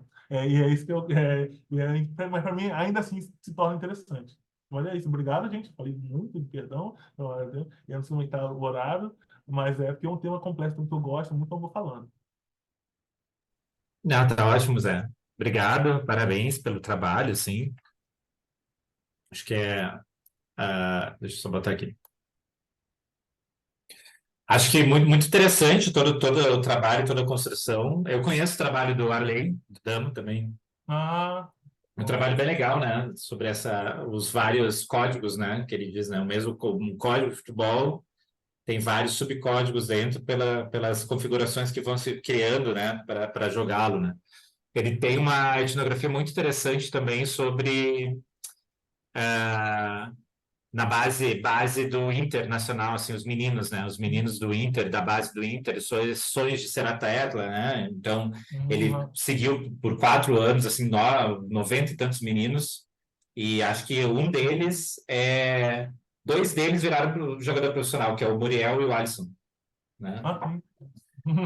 Mas o resto tudo não, né? O resto tudo vai embora, vai caindo fora, e daí, tipo, os meninos não vão para a escola, tipo, vão para a escola, mas né? Então, toda essa vivência, né, das categorias de base, bem interessante o trabalho do Dano, o antropólogo, né? Lá da URGS também, né?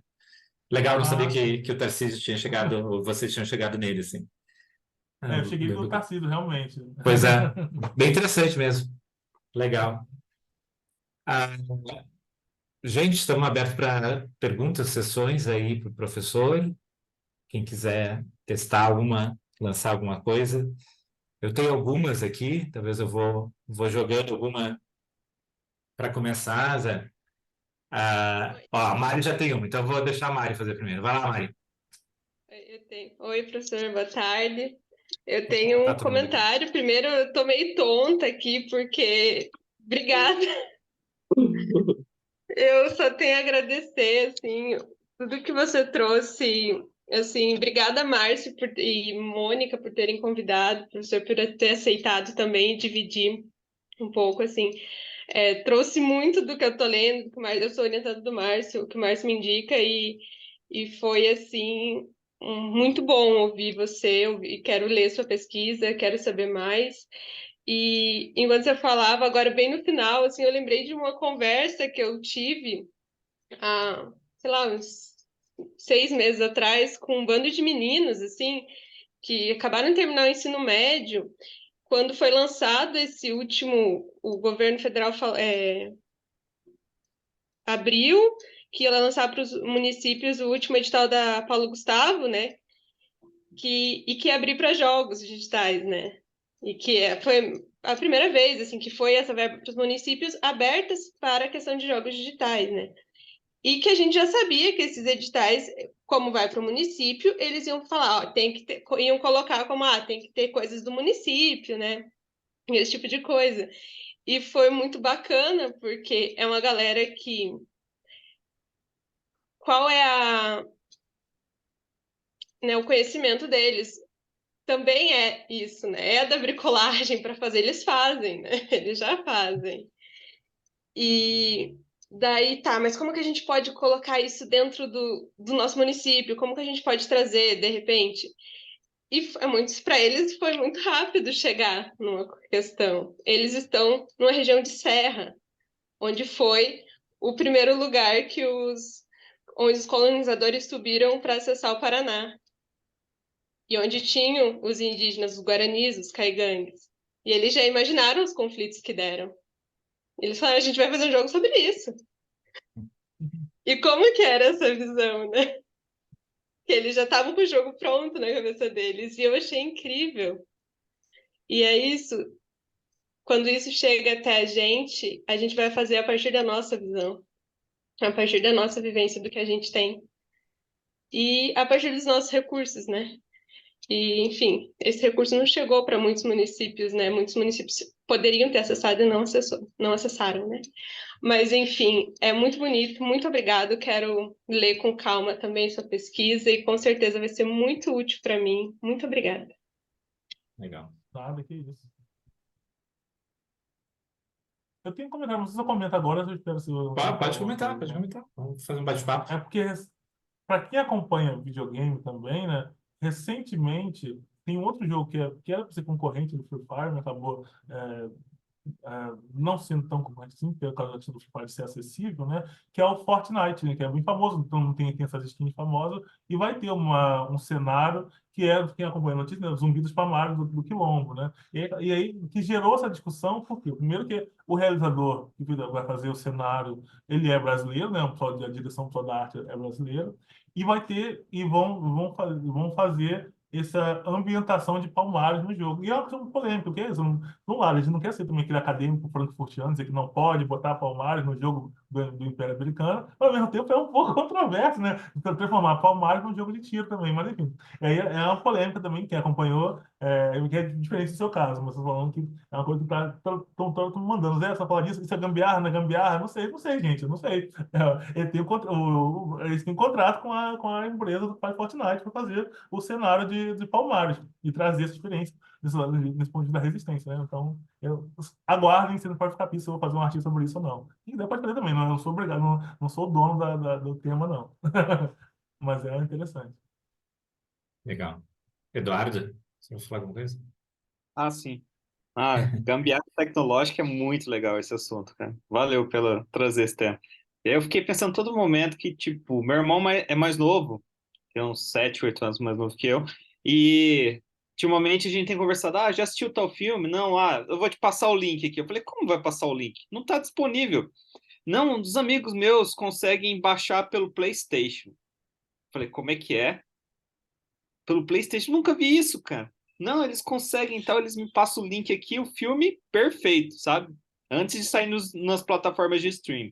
Então, não tem limite para essa galera que trabalha com a gambiarra, né? Nos consoles de videogame, né? E também para fazer esses mashups assim. Eu vi um recentemente, eu não jogo muito, né? Eu não sou assim fã, mas eu sou um curioso do mundo dos videogames, né?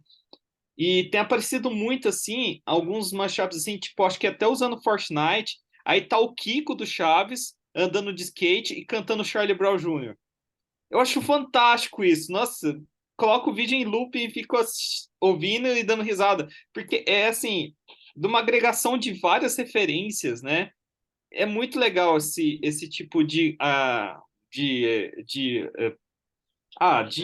pegar mesmo, né? E envolver várias culturas e fazer essa gambiarra que pode resultar em coisas muito criativas, né? Só isso que eu vou assistindo, ouvindo você falar e fui lembrando dessas duas coisas que eu estava passando pela minha cabeça aí. Mas valeu, muito legal essa pesquisa. Também vou aprofundar aí mais sobre o que você pesquisa. Valeu, José Messias.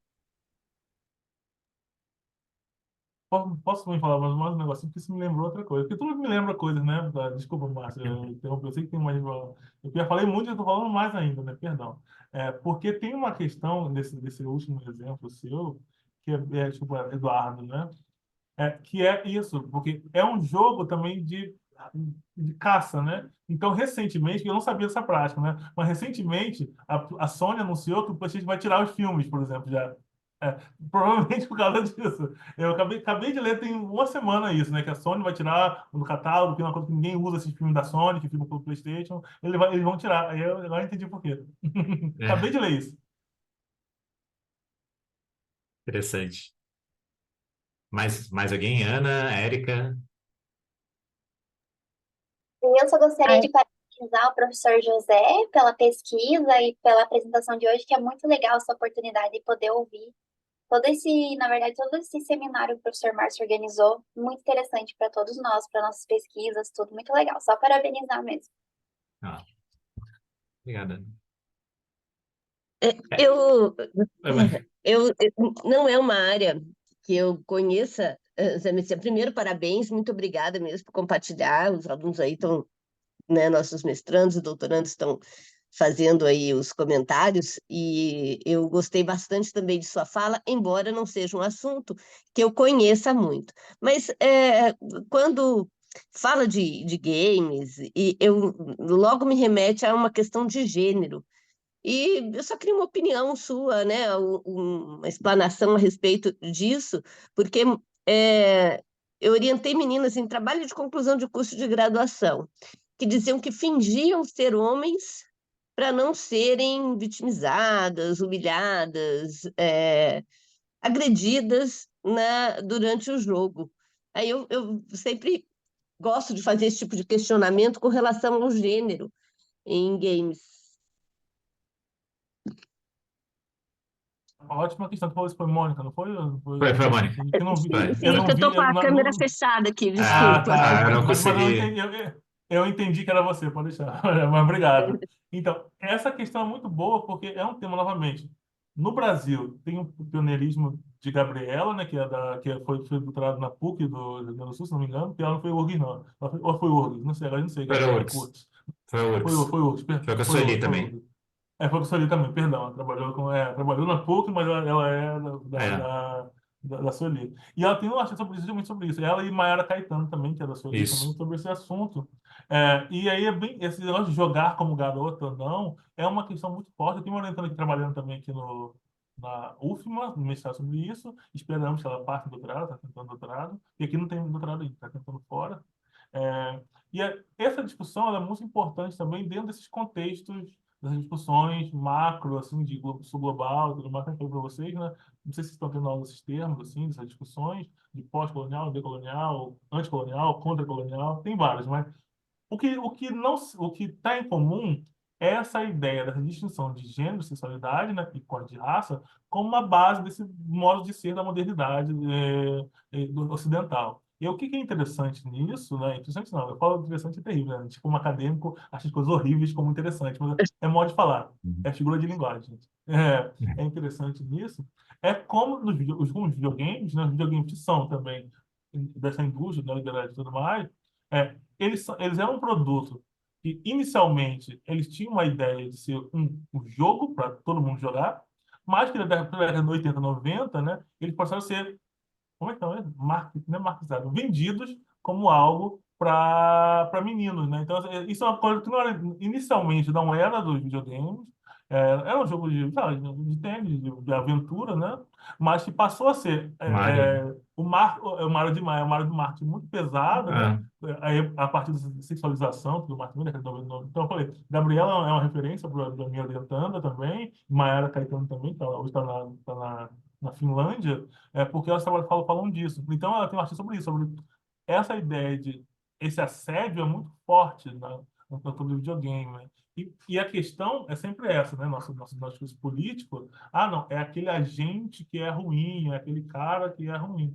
Quando você tem que pensar nesse sentido macro, né? Que é uma cultura masculina que está no videogame, né? Na tecnologia de maneira geral, né? Os tech bros, né? O Elon Musk está aí para...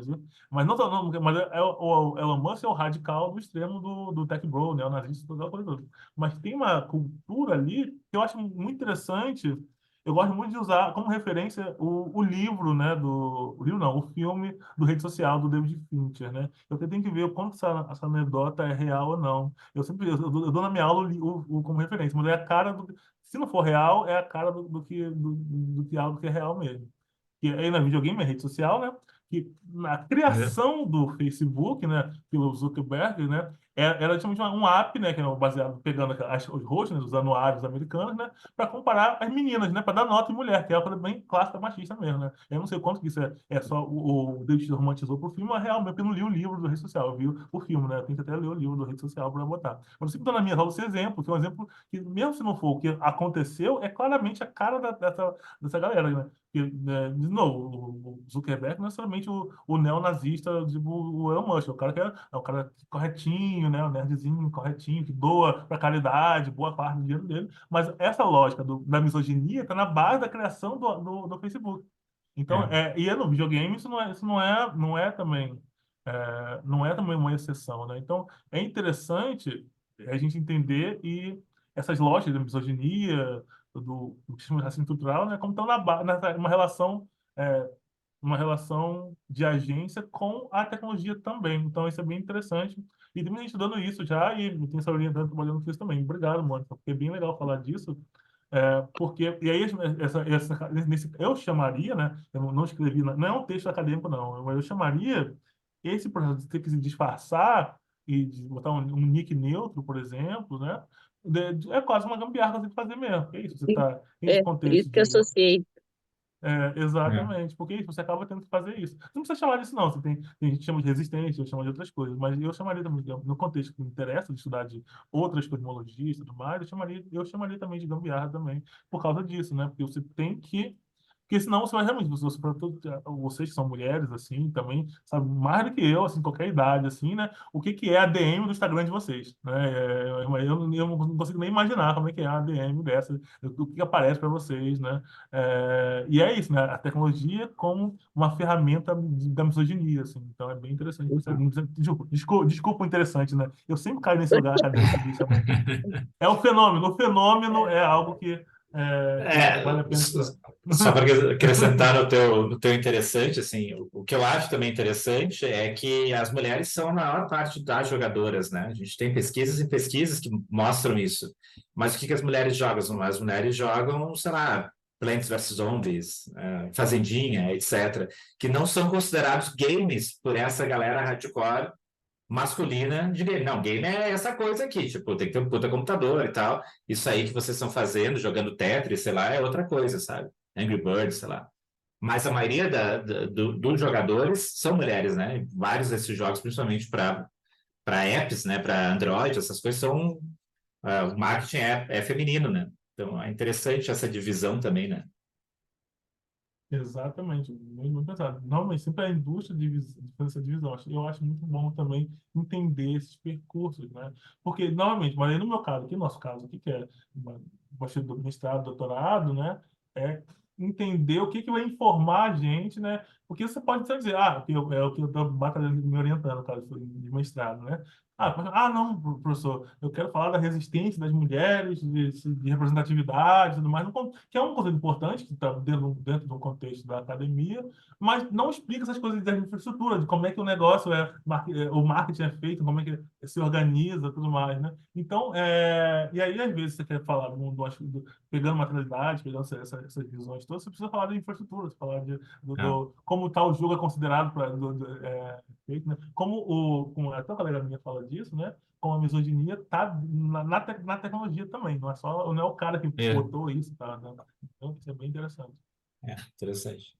Eu queria te perguntar, Zé, na verdade, eu fiquei pensando sobre os mods, né? Então, Bomba Pet e tal. Bom, tem galera jogando ainda Play 2 agora que tem Play 5, etc, né? Fico lembrando também, sei lá, Ronaldinho Soccer dos anos 90, né? Que era o Star Soccer, versão brasileira, né?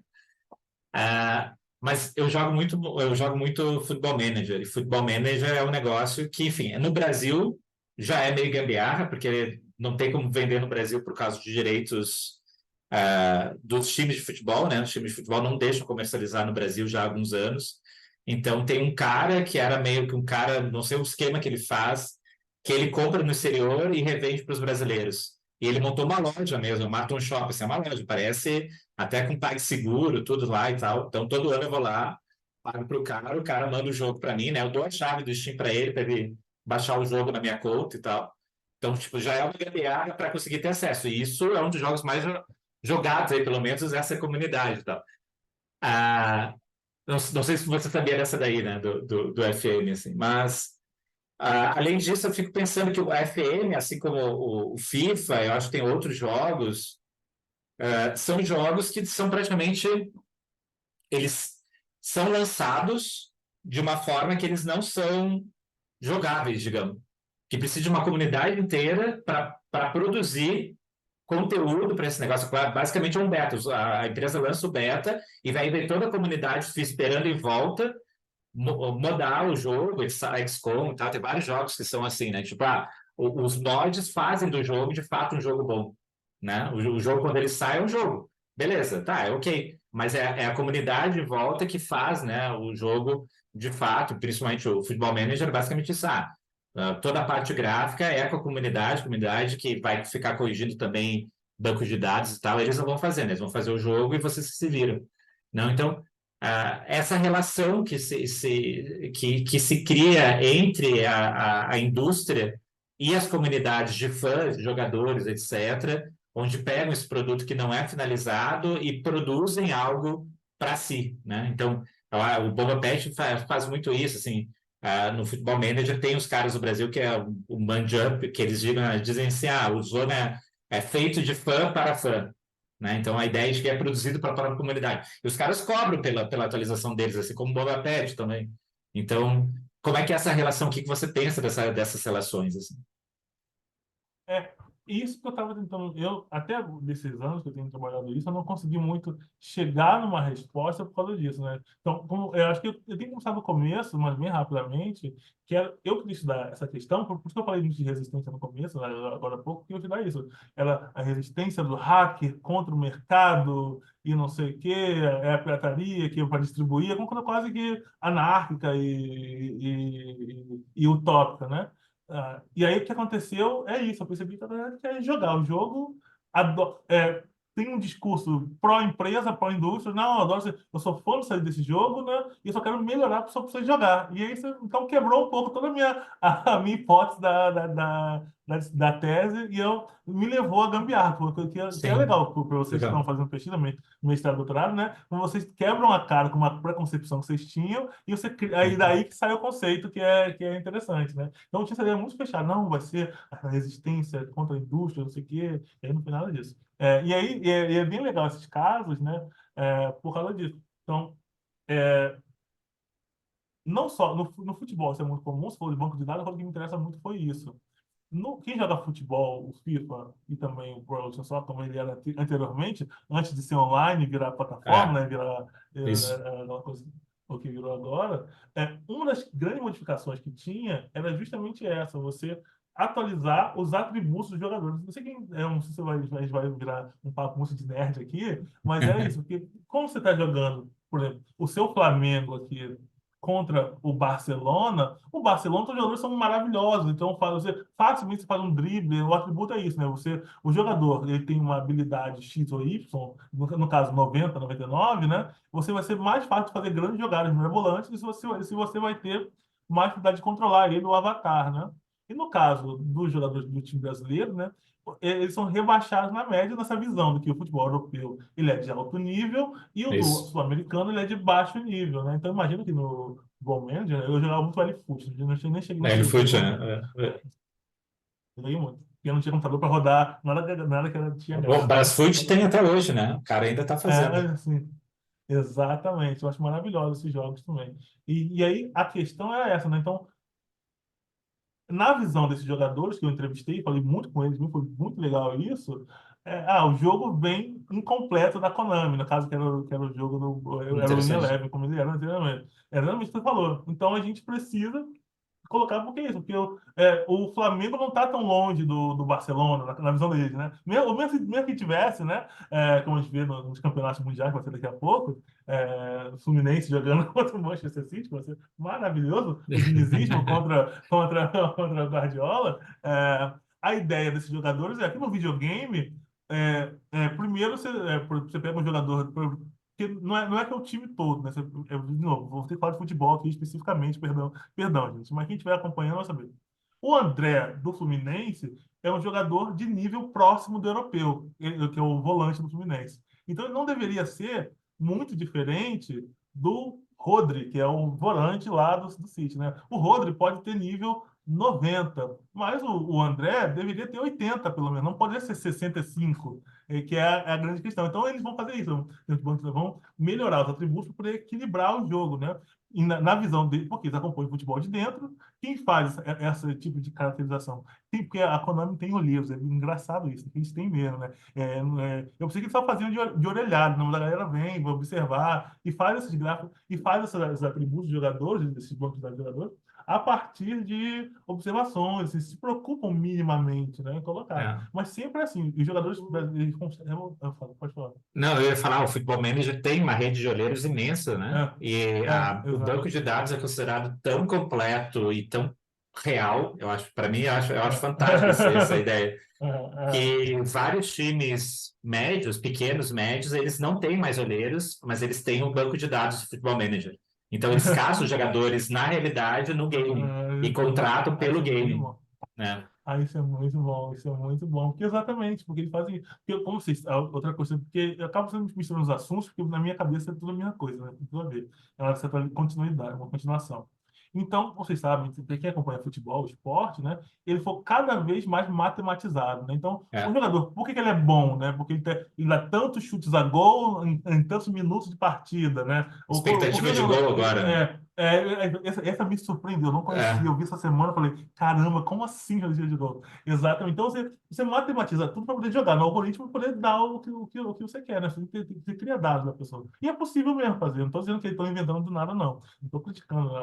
Embora quem for mais romântico vai dizer que o futebol, a essência do futebol, ela é intraduzível, não sei, mas enfim. Mas pra gente jogar videogame, pra mim faz muito sentido mesmo. Você poder dar uma realidade. Então o cara faz tantos desarmes, então isso quer dizer que ele tem tanta chance de fazer gol, chance de evitar gol, enfim, por aí vai. Então, é curioso isso, né? Como videogame, como simulação, e aí tem um texto do Galloway, que eu gosto muito do Alexander Galloway, que é o Interface, o interface do esqueci, não é interface, não, é alguma coisa interface, que é um jogo, que é um texto, não sobre classe Protocolo? gráfica, mas sobre você. É, qual é o interface? Como é? É interface. Protocolo, Não, é interface protocolo protocol. 2000, não, Ah, protocolo não. 2004, e aí o interface é 2012, por isso que Interface eu quis dizer effects. assim. Efeito de Effect, interface?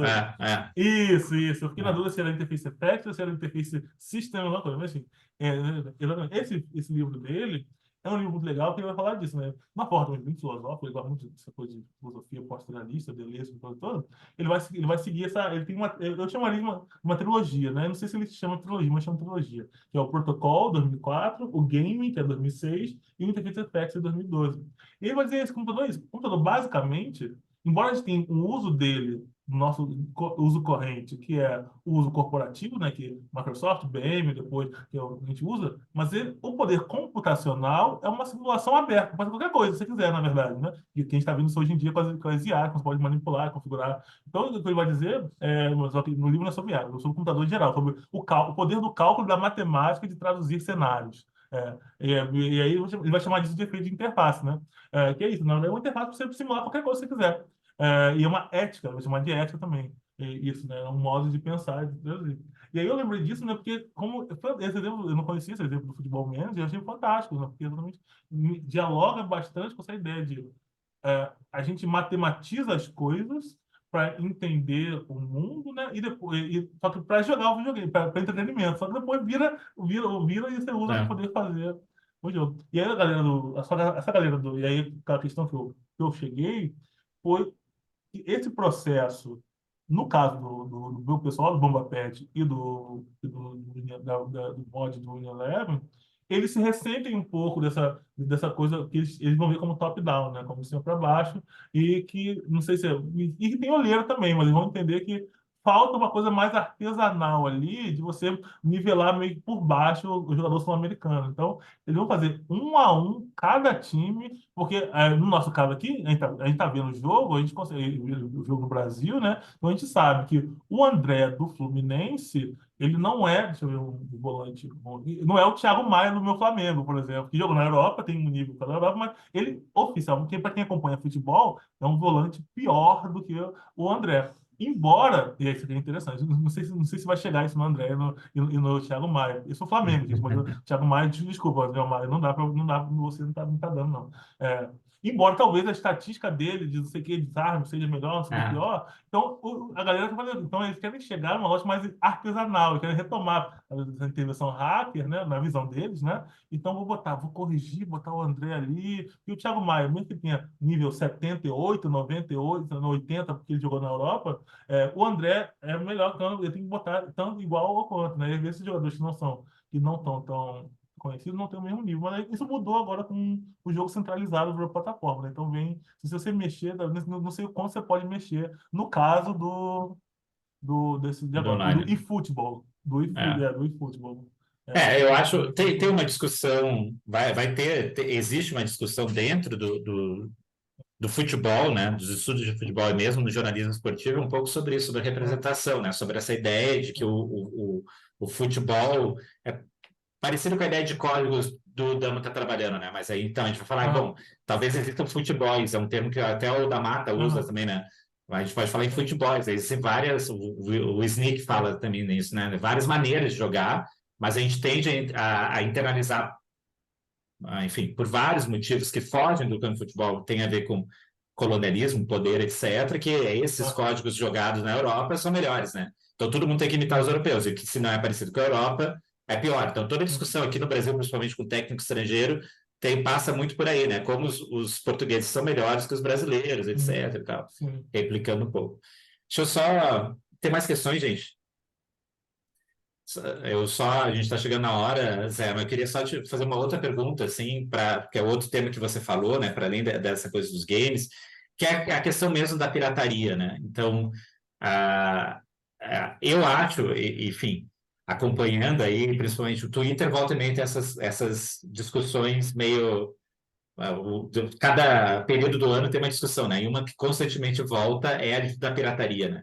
E me parece que as gerações mais jovens, geração Z para baixo, nem sei qual é a próxima aí, tem uma resistência muito grande à pirataria, normalmente por uma questão, eles moralizam a pirataria, né? Como pirataria é errado, né? Então é feio, vocês não podem fazer, mas dentro de uma lógica neoliberal, de comprar o discurso da Disney, de que pirataria está, então, desfinanciando, né? Tem muita pirataria e tal, a gente não vai fazer mais filme de bonequinho de super-heróis, sabe? Tá, vocês estão pirateando, porque a gente vai fazer? A gente quer ganhar dinheiro. Então, que consumir, pagar por esse consumo, pagar a assinatura da Disney, pagar para ir no cinema, pagar para ver a Barbie, etc., e não piratear, é uma forma de ajudar o artista.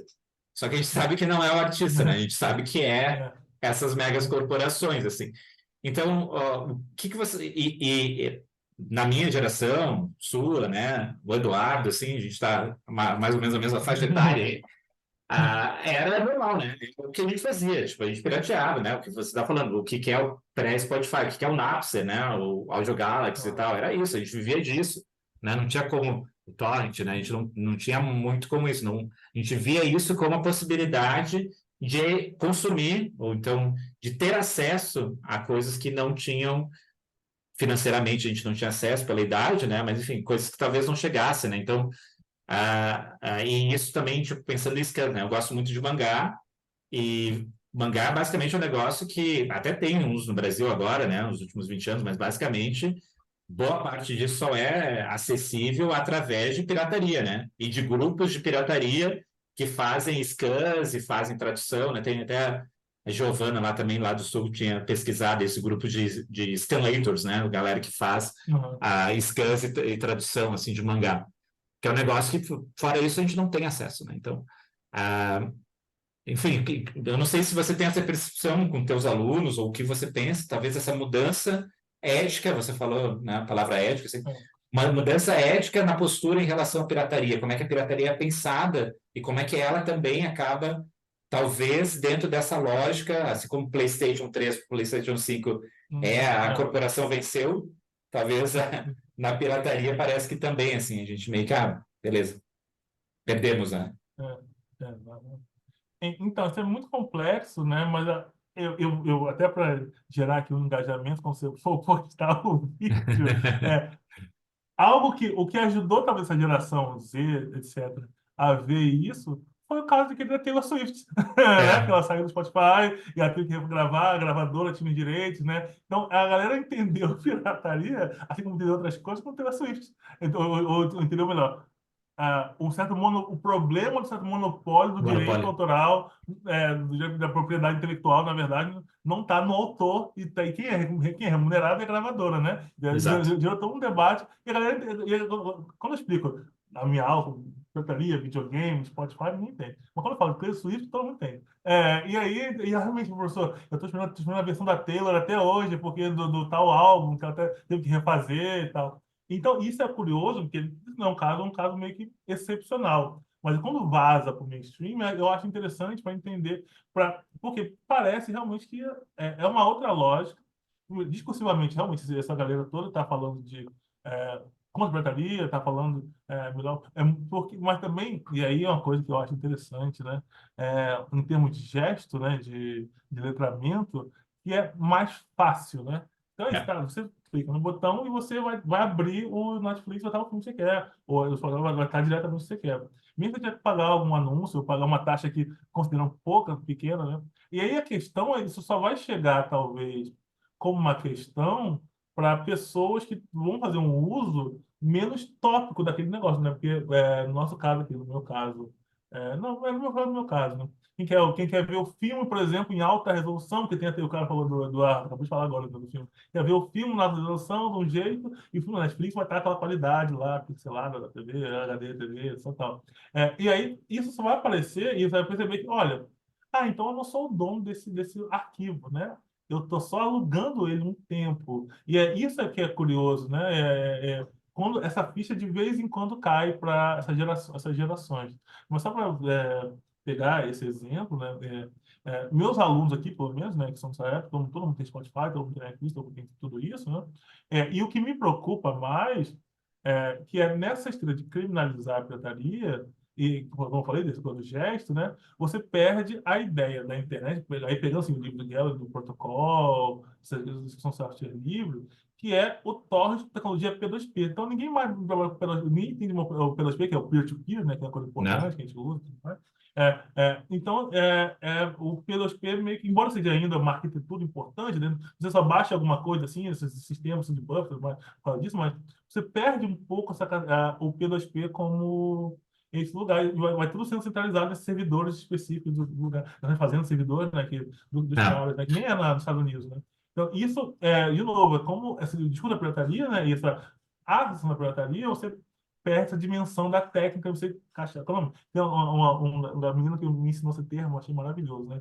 Eu nunca usei assim em português, mas é muito legal. Você encaixa preta as coisas, encaixa preta, entendeu, né? Eu Porque black boxing, pronto. Black Boxing. Você encaixa preta as coisas, É verdade. preta as coisas. É. Então, e aí de um jeito que é mais, talvez, até mais sutil do que o discurso, não vou pratear, não vou fazer. Porque você não vai ter nem saber que é a tecnologia que você pode, por exemplo, distribuir um livro, distribuir outro conteúdo, se não é como um filme prateado, né? Você pode É, distribuir o que você quiser. é uma discussão, né, muito grande entre pesquisadores de cinema, né, mas quem trabalha com conservação e história do cinema, que hoje em dia o arquivo é a pirataria, né, porque esses streamers vão tirando, né, e as empresas também estão deixando, por causa de streaming, de fazer Blu-ray. Então, até teve. Não sei se você viu da Disney, né? Que a Disney vai começar a vender Blu-ray caixa vazia, né? Porque se você quer a caixa, então, tipo, as séries de super-herói da Marvel e as séries de Star Wars é a caixa do Blu-ray, mas não tem nada deles, não tem disco dentro, tem porque nada, é tudo no streaming. Então, é isso. É para quem quiser ter na sua prateleira, mas fisicamente, para ver a série, tem que pagar a mensalidade da Disney, né? E é Então, curioso também porque isso não atrapalha, mas também limita também esses usos de remix, que é a exato. discussão desse mesmo dos anos Dos 2000, anos né? Que 2000, era isso, né? né? Que é o remix, vai poder ter acesso, mas não, você não tem mais sorte o arquivo, você não tem mais. Tá fechado lá, não tem como você baixar, não tem como você ter acesso para fazer uma brincadeira, uma paródia, porque tá tudo lá na nuvem de algum lugar que você É não tem verdade, é acesso. verdade. Você só pode o read-on, você pode ler, o arquivo, acesso é só ler, você não pode fazer um outro tipo de acesso, né? Então, eu achei também. Mas, de novo, isso é uma coisa, eu não sei o quanto que esse encaixapretamento ele tá vazando ou não, porque parece não, parece que o futuro é esse, né? É o PlayStation 5, é o Netflix, sabe? Mas de novo, Netflix depois ressurgiu esse debate quando a Netflix depois fechou não poder compartilhar a senha. Então, de vez em quando, surgem movimentos que dão uma balançada nesse negócio. Mas eu não sei como aonde que vai levar, para onde vai levar. Legal. Bom, Zé, chegamos no horário, passamos um pouquinho, Sim. mas bom, podia ficar aqui batendo esse papo aí, porque eu acho que é muito interessante mesmo, várias coisas super legais. Agradeço mais uma vez a você ter disponibilizado seu tempo. Muito legal a tua pesquisa mesmo, cara, parabéns. Espero ver aí indo para Obrigado. frente aí essa do Free Fire, eu acho bem interessante mesmo. E adoramos. Mônica? A Mônica aqui na. Tá sem. Tem áudio. É, Eu quero agradecer o Zé Messias e colocar o programa à disposição, né? Quando tiver alguma nova pesquisa, fique à vontade, né? Vamos manter aí uma parceria. Obrigada, viu, isso aí, Zé? Zé. Eu que agradeço o convite, né, Mônica? Me convidou primeiro, Márcio, que também retomou o contato. Agradeço mesmo, muito obrigado. Também estou aqui à disposição também. A distância é um pouco grande, né, Curitiba, Imperatriz, mas também a ideia é fazer pontes, parcerias, redes. Estou aqui para tudo isso, né? Eu gosto muito de conversar mesmo com os alunos, com vocês, com todo mundo. E Legal, Zé. obrigado pelas perguntas também. Obrigadão, cara. Obrigado, gente. Então, nos vemos por aí. Tchau, tchau. Até mais. Tchau, obrigada, Márcio. Obrigada, Outra Obrigadão. gente. mensagem. Tchau, tchau, Tchau, Tchau. até tchau. mais, gente.